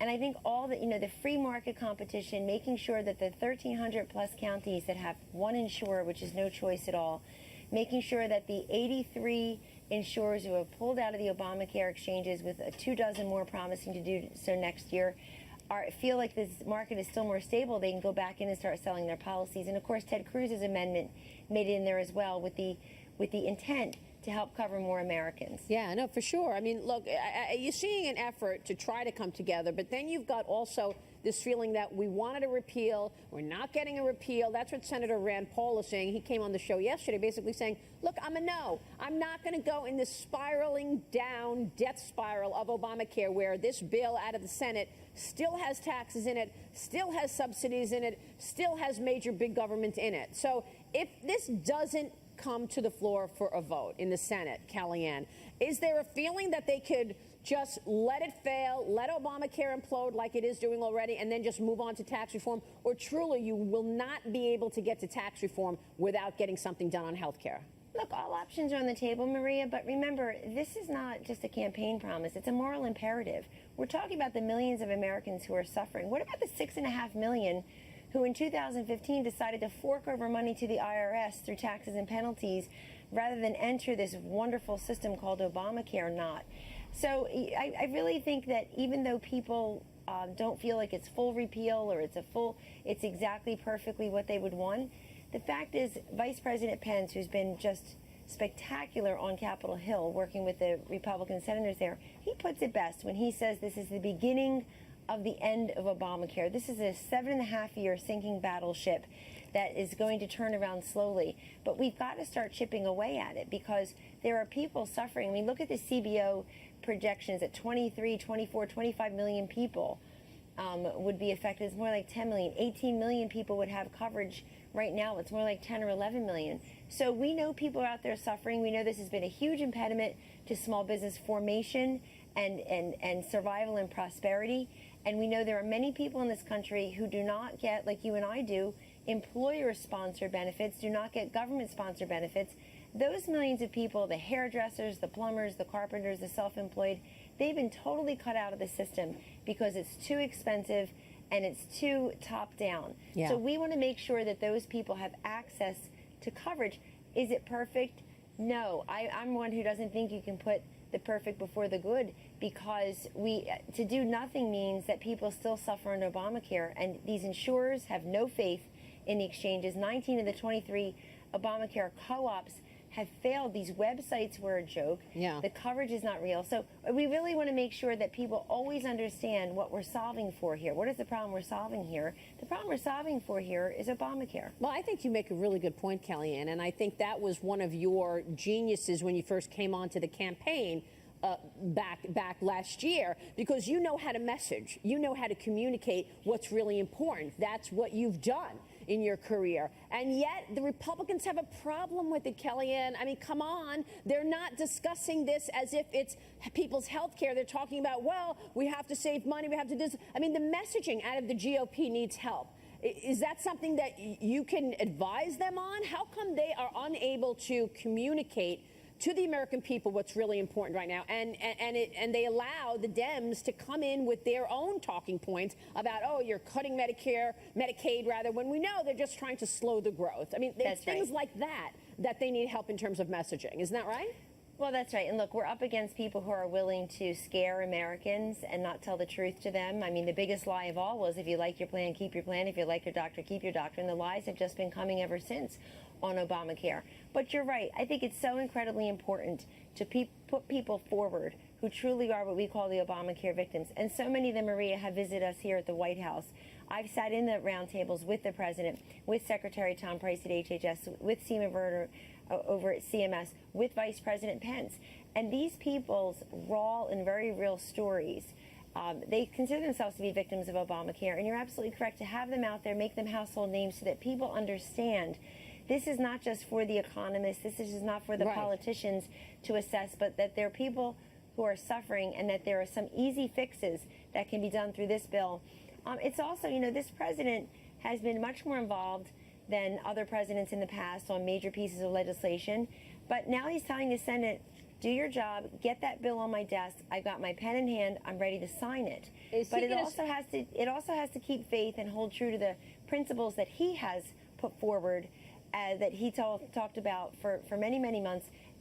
Free market care, stabilizing the markets, but also helping people who are suffering. Yeah, because he's talked also about lowering taxes. Is he going to sign something that actually keeps two Obamacare taxes in there, right? The investment income tax, the payroll income tax. That's right now in the Senate bill, those taxes are there. Is the president going to sign that? The new Senate bill does have that, and the president will assess what the senators put on his desk. It's not there yet. We can't speak hypothetically, but that is a difference in the new bill. But there are other differences too, like additional money for the stability funds, and more governor flexibility to the states.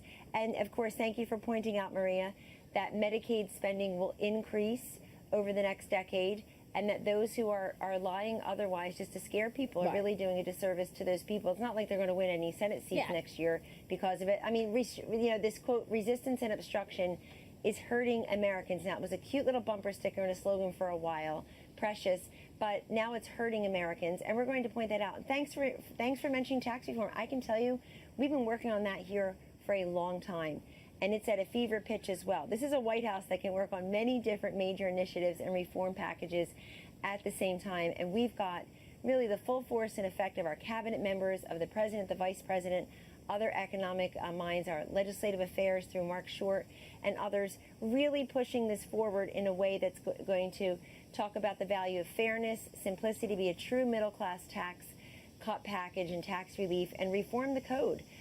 Gosh, we spend billions of dollars and billions of hours. It feels like millions of hours, billions of dollars every year just trying to comply with this code, which is draconian and Byzantine and really hurts people who can't afford to hire fancy lawyers and accountants to help them comply with basic Yeah. code provisions. And the president has been optimistic about a plan for a tax code Yes. overhaul, especially when compared to the fight to repeal and replace Obamacare. Here's what he said in an interview with Pat Robertson. I want to get your reaction and really find out from you how easy this will be in terms of getting on the same page on tax reform. Here's President Trump. I think after healthcare, taxes are going to be so easy. Healthcare is very hard. Healthcare is hard because you'll do something a little bit this way, and you'll pick up that final vote, and you'll lose 4 votes over here. Now you move it back. It's this very tiny little road. It's about 2 feet wide, and it goes throughout the country.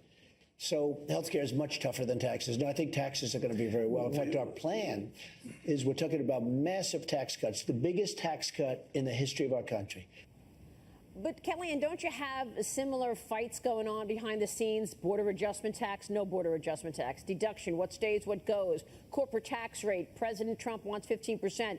Paul Ryan's at 25%. Are we going to have a deja vu all over again in a month when we're talking about tax reform package? What we're going to have is a continuing negotiation and conversation. I mean, that's what these big issues and the American people deserve, Maria. Nobody just saying, here's the only plan. And you know, yes or no, up or down. So there's a lot of discussion happening. I've sat in many of those meetings. These are robust and they're honest. And I think that what we'll end up with is a very good tax plan. But also, you and I should point out for the viewers also that this isn't just about tax reform. It's about 3% plus growth. And that's really what's going to matter to people. Energy investments, infrastructure, some welfare reform in there, in addition to tax reform, and curbing government spending. We're all looking for that economic growth. Kellyanne, good to see you. Thanks so much. Thank you. We'll see you soon. Pleasure. Kellyanne Conway. Home.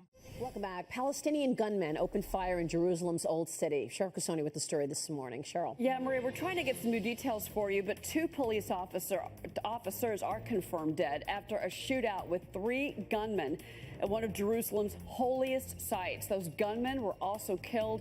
2 people seriously injured, and they were taken to a nearby hospital. The shootout happened at the Temple Mount. That's also a popular place for tourists. Right now, police have that entire area closed. We should add that the president was just there a few weeks ago with the First Lady. Okay, we're watching right now shares of Walmart, the stock higher in the pre-market. Goldman Sachs has upgraded the company's rating from neutral to conviction buy. That's a price target now of $84 on it. The stock's at $76.15 in the pre-market, up 1.5%. Meanwhile, shares of Target also higher in pre-market trading. The company said that comparable sales are set to increase in this quarter and that its profit should top expectations. Some retail good news for you for once. And then there's some news on Disney to bring you. They have unveiled new video and images of these Star Wars themed parks ahead of D23 Expo. So this is a large-scale model of the parks. It's going to be officially on display at D23 this Sunday. But the Star Wars parks are scheduled to debut at Disneyland and Disney World not until 2019.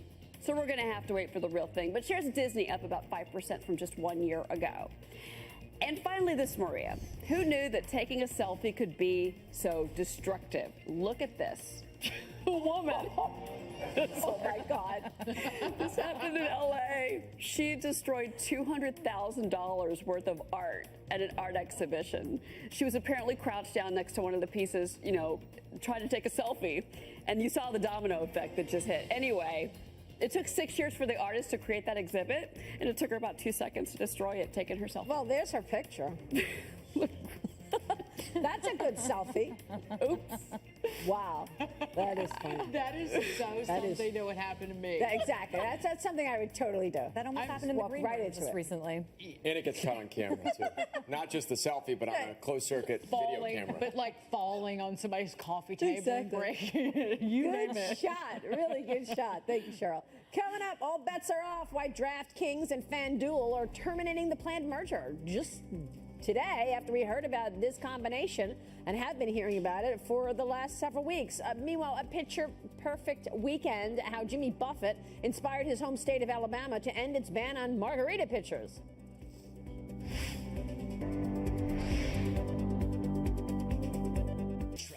Welcome back. FanDuel and DraftKings abruptly calling off their mega merger, amid mounting pressure from regulators. DraftKings CEO announcing the termination in a statement reading this, in part, We believe it is in the best interests of our customers, employees, and investors to terminate our agreement to merge with FanDuel and move forward as a separate company. In full disclosure, our parent company, 21st Century Fox, is an investor in DraftKings. We want to bring in the Brewer Group CEO and former NFL star, Jack Brewer. Jack, great to see you. Great to see you as well. So the FTC had denounced this merger because it would create a company that would have controlled 90%, more than 90% of the U.S. market for paid fantasy sports. Obviously, it wasn't going to happen. No, and it would be bad for the sport. You know, fantasy sports has really changed the whole landscape in professional sports, not just football, but basketball, baseball as well. These teams have, you know, doubled and sometimes tripled their overall valuations just based on the participation of fantasy sports. You have almost 20% of the population in the U.S. that participate every year in fantasy sports. That's a big chunk, and you're talking about something that's been around for about 5 or 6 years. You know what they did right, Jack, I think? I mean, you know, my dad and I play every weekend on a FanDuel matchup. And you know what? And this is my dad who's, you know, in his late 60s. Sorry, Dad, to give your age away. But you know what he does, Jack? He uses the app. I mean, the thing is so easy to use these days where you can just pick your team, you get your positions, you fill out your salary, and then you just pop it in there and it's on. I mean, it's like so easy that they made it so accessible for everybody in the States. They did, and that's key. You know, that's why viewership is up so high, because you can watch a game you care nothing about because you're watching one player and you're rooting for your fantasy game that day. So it really has changed sports. And it's not just men that are playing, right? There are women on there as well. I mean, the demographic has definitely changed. I mean, you're talking about 20% of the population, but what percentage of that are women versus men? I think it's just 20% of that, right? 20% of the total population. The majority are men. I think over 89% are men. That's what I'm saying. It's like it's under 20% that are women of that 20%. We got to talk about Tim Tebow. Wow. Did you see him? The former NFL quarterback turning pro baseball outfielder, hitting his first walk-off homer for St. Lucie Mets last night. Watch this.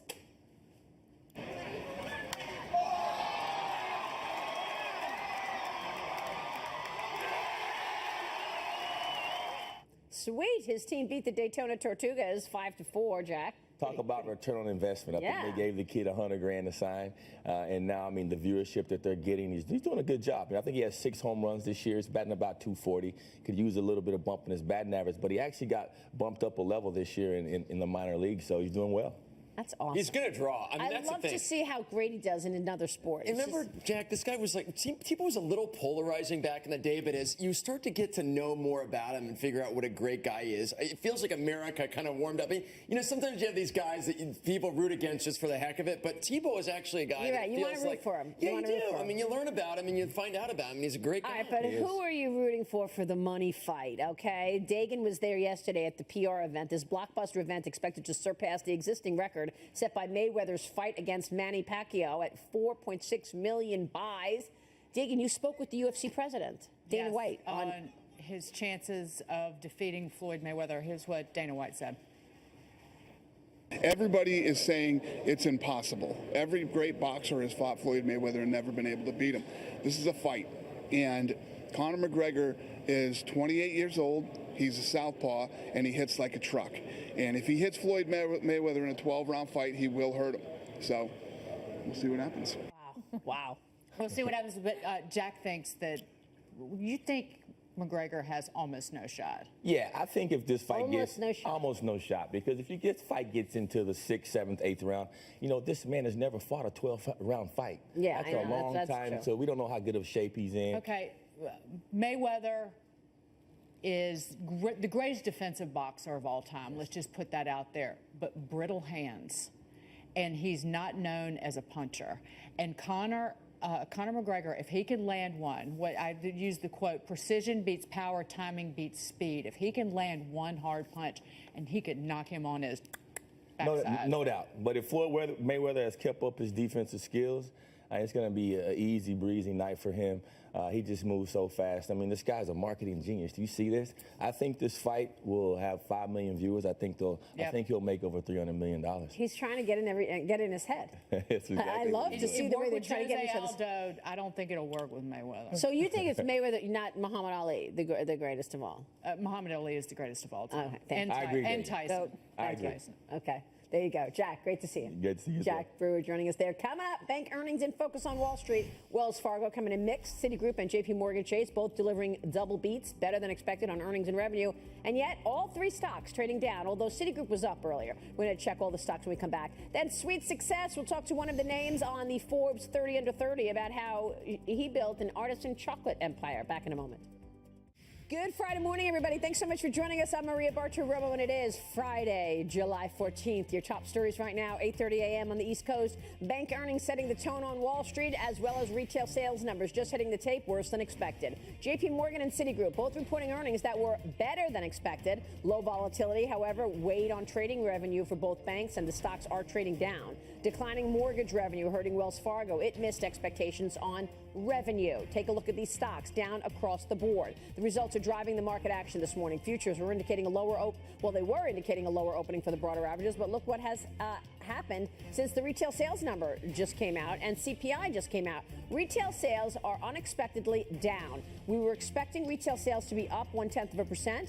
Actually, for the month of June, retail sales were down 0.2%. This is worse than expected, and yet look at this market. It has reversed course and is now trading up. NASDAQ up 0.25%, 15 points higher. Dow Industrials coming off of its 24th all-time high yesterday, continuing the gains right now, up 6 points. In Europe, mixed performances for the major averages there. Take a look. Fractional moves. FT 100 down a fraction. DAX index up a fraction. In Asia overnight, gains across the board, although here too you're talking about really slight moves, fractional moves to the upside across the board.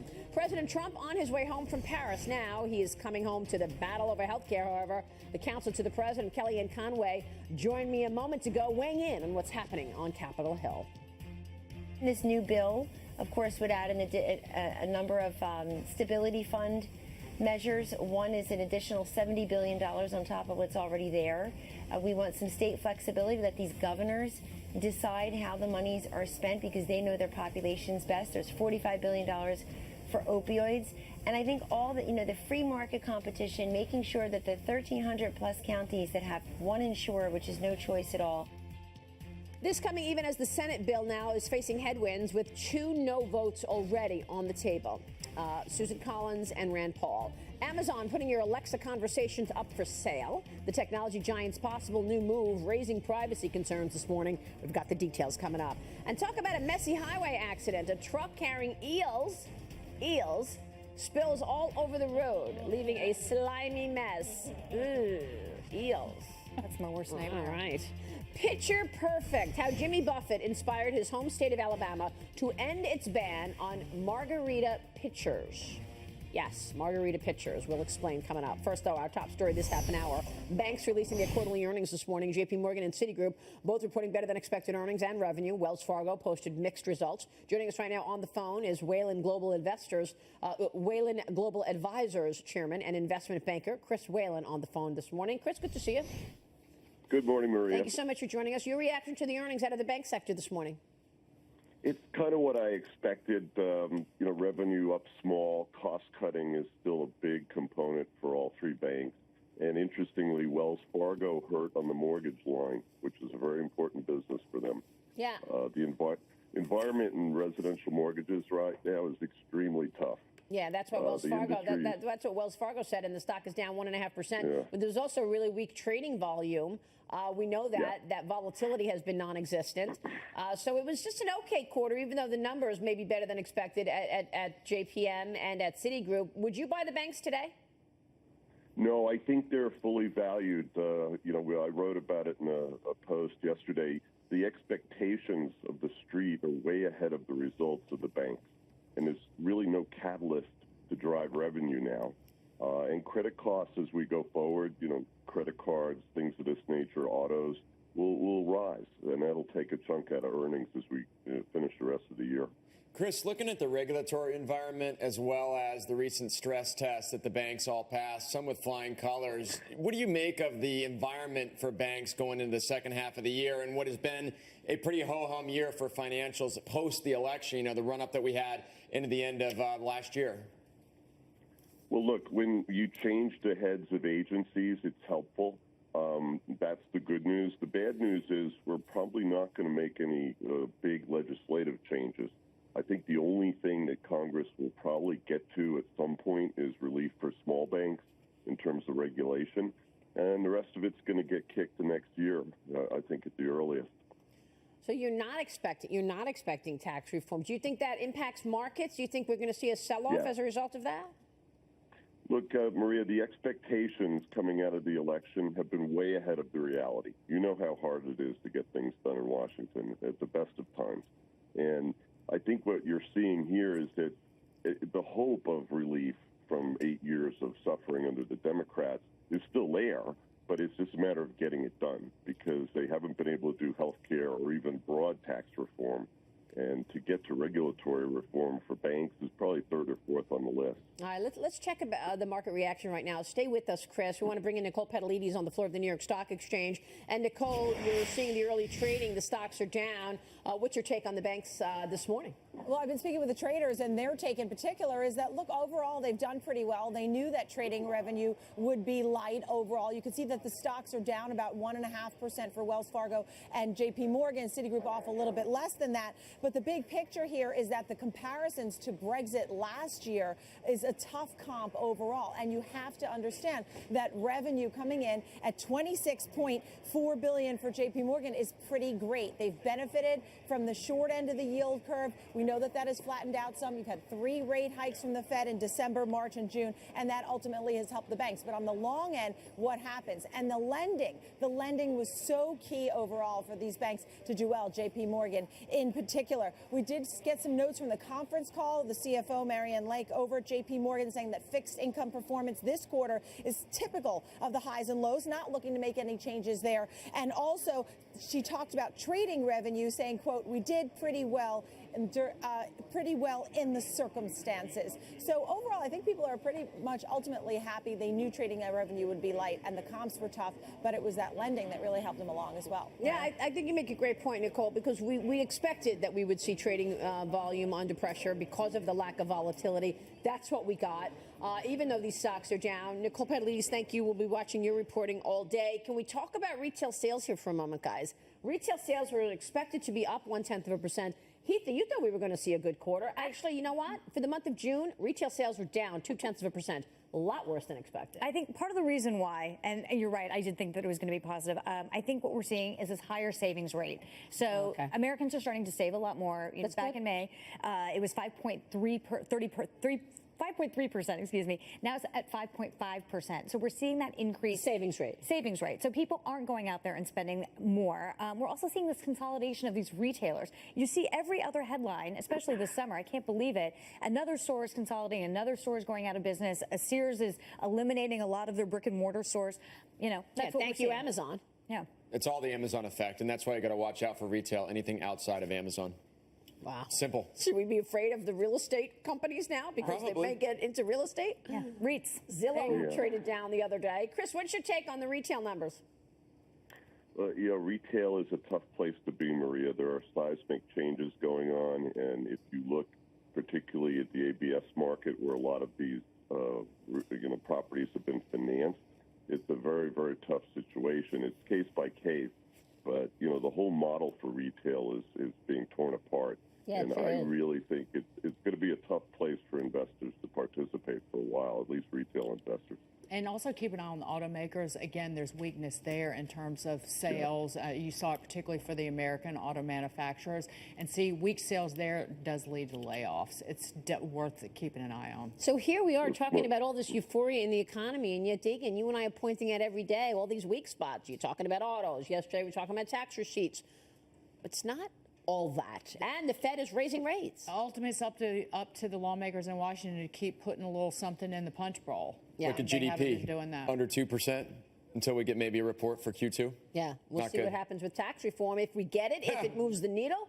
Chris, good to see you. Thank you so much for weighing in this morning. Chris Whalen on the phone. We'll take a break. When we come back, a slimy spill. An accident. Oregon dumps thousands of pounds of live eels onto the road. The bizarre scene coming up next. And then Alabama puts its margarita pitcher ban on ice. How Jimmy Buffett inspired his home state to overturn that boozy boycott. Back in a minute. Welcome back. Now this, former President Jimmy Carter in the hospital this morning. Cheryl Casoni with the details. Cheryl. Yeah, that's right, Maria. So Jimmy Carter taken to a hospital in Canada. It was as a precaution after he became dehydrated at his annual Habitat for Humanity building project. Now, his spokeswoman says the 92-year-old former president is receiving rehydration. He didn't appear to be in serious medical danger, luckily. Well, listen up if you own an Alexa. Engadget's reporting that Amazon may give third-party developers access to what you say to the voice assistant. Privacy experts, listen up. The tech blog says the move could help the company build better voice apps for Alexa, but the issue obviously is going to raise privacy concerns for users. How much do you want Alexa to know?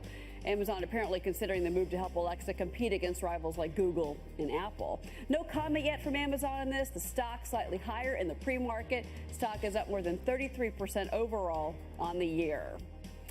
Okay, I know it's early, you're eating breakfast, and this might creep you out a little bit, guys, but I got to show it to you. Okay, this is a section of highway in Oregon covered with eels. Yeah, it was an accident. Happened after a truck that was carrying 13 containers of eels overturned on a highway. The driver hit his brakes to avoid a construction zone, and that's what ended up happening on the highway. Blech. All right, and then finally, there is this.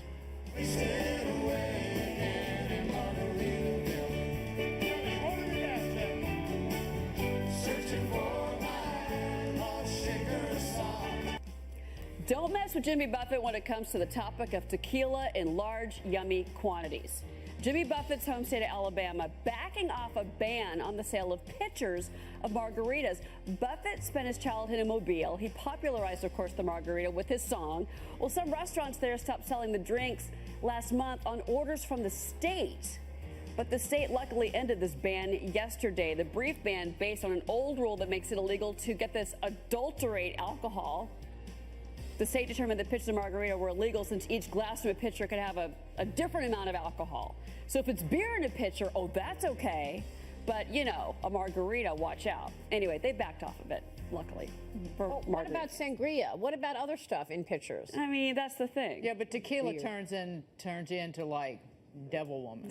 Not you. Vodka sodas? Anyone? I was just gonna say, I want to see that sometime. Yeah, we gotta go have a tequila one night. handy. Let's yeah, put no, that I to the gotta see test. that. All right, in case you missed it, we had a great week here on Mornings with Maria. Take a look at some of the top moments from the program. You've said that you will not support the health care bill in its current form. Why not? You know, I pledged to the voters to repeal Obamacare. I think it's a disaster.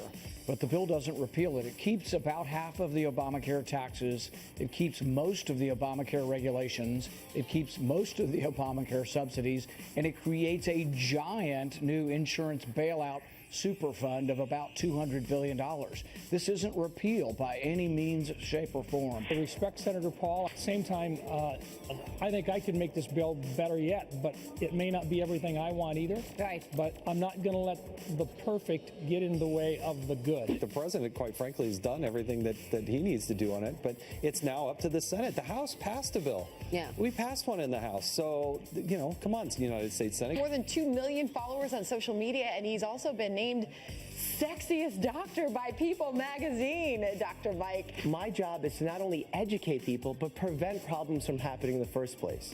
And that's what I really look forward to lawmakers taking that into consideration. Narrow their focus, make it a corporate tax rate reduction, and drop it by a lot. They can get it done right away. The Fed seeks to raise the federal funds rate, its target interest rate. It seeks to raise this at a time when, as Janet Yellen herself says, the economy could be weaker than she expects, or it could be stronger than she expects. What is the overall energy outlook from your standpoint, and will it include nuclear? The United States now has the potential, and I think will very quickly, not only become energy independent, but we will become energy dominant. We're going to make nuclear cool again. I once said to him, 10% less Trump would be 100% more effective. And he raised an eyebrow. He looked at me and he said, exactly what are you talking about? And he said, are you talking about my tweets? I think the most accurate parallel is Arthur Miller's great play, The Crucible, about the Salem witchcraft trials. What we know is the elite media wakes up in the morning and knows Donald Trump did something horrible overnight. I wonder what it was. Celebrities, musicians, if that is the new politics, I think it's great. Donald Trump is the president. It's over, everybody. The 90s are trending right now. And over the years, we had several fans actually reaching out to us on social media and elsewhere saying, bring Zima back. My life is powered by Amazon. Is that right? It's unbelievable. You get everything delivered, and the programming is really good right now. I think we're going through a major shift right now in how we think about the economy. It's the Amazon economy. Brandless is able to sell products at such a low price because the company eliminates what you call a brand tax. Explain. So the brand tax is the inefficiency that you and I and everyone here have been paying for the things that we buy every day. Better doesn't need to cost more, and everybody deserves it. Steve and I were really dying to talk about the Kardashians, but we decided to defer. I interviewed Kim Kardashian. She knows her stuff. Okay, that's good to hear. This is a smart marketer. Investing in Detroit. It has been a long road to recovery since the struggling city filed for the largest municipal bankruptcy in our country's history. But now the Motor City is known for its revitalization efforts. One of the small businesses thriving is Bon Bon Bon, the city's first artisan chocolate shop in 40 years. Let's bring in Bon Bon Bon founder Alex Clark. Alex, good to see you. Thanks so much for joining us. Thank you. Thanks so much for having me. Congratulations. First of all, what is Bon Bon Bon? Where did you get the name? Oh my gosh. Well, Bon Bon Bon makes bonbons. The idea is that there's really no internationally accepted definition of what a bonbon is, which is ideal for somebody who's dealing with chocolate as an art form because it means we pretty much get to do whatever we want with it. So they're all the same shape and size, and then we fill them with whatever flavors are inspiring us at that time. Ultimately, Bon Bon Bon means good goodies, and that's what we try to make. I'm a buyer of that, Dagan. How about you? Bon Bon Bon. Yes, absolutely. What is it like being in Detroit? Like, what has been the upside for you, given just the financial condition of the city? You know, the best thing about being in Detroit right now as an entrepreneur is that we have such an amazing community here. It's an amount of support that I don't think I've ever seen in any other city.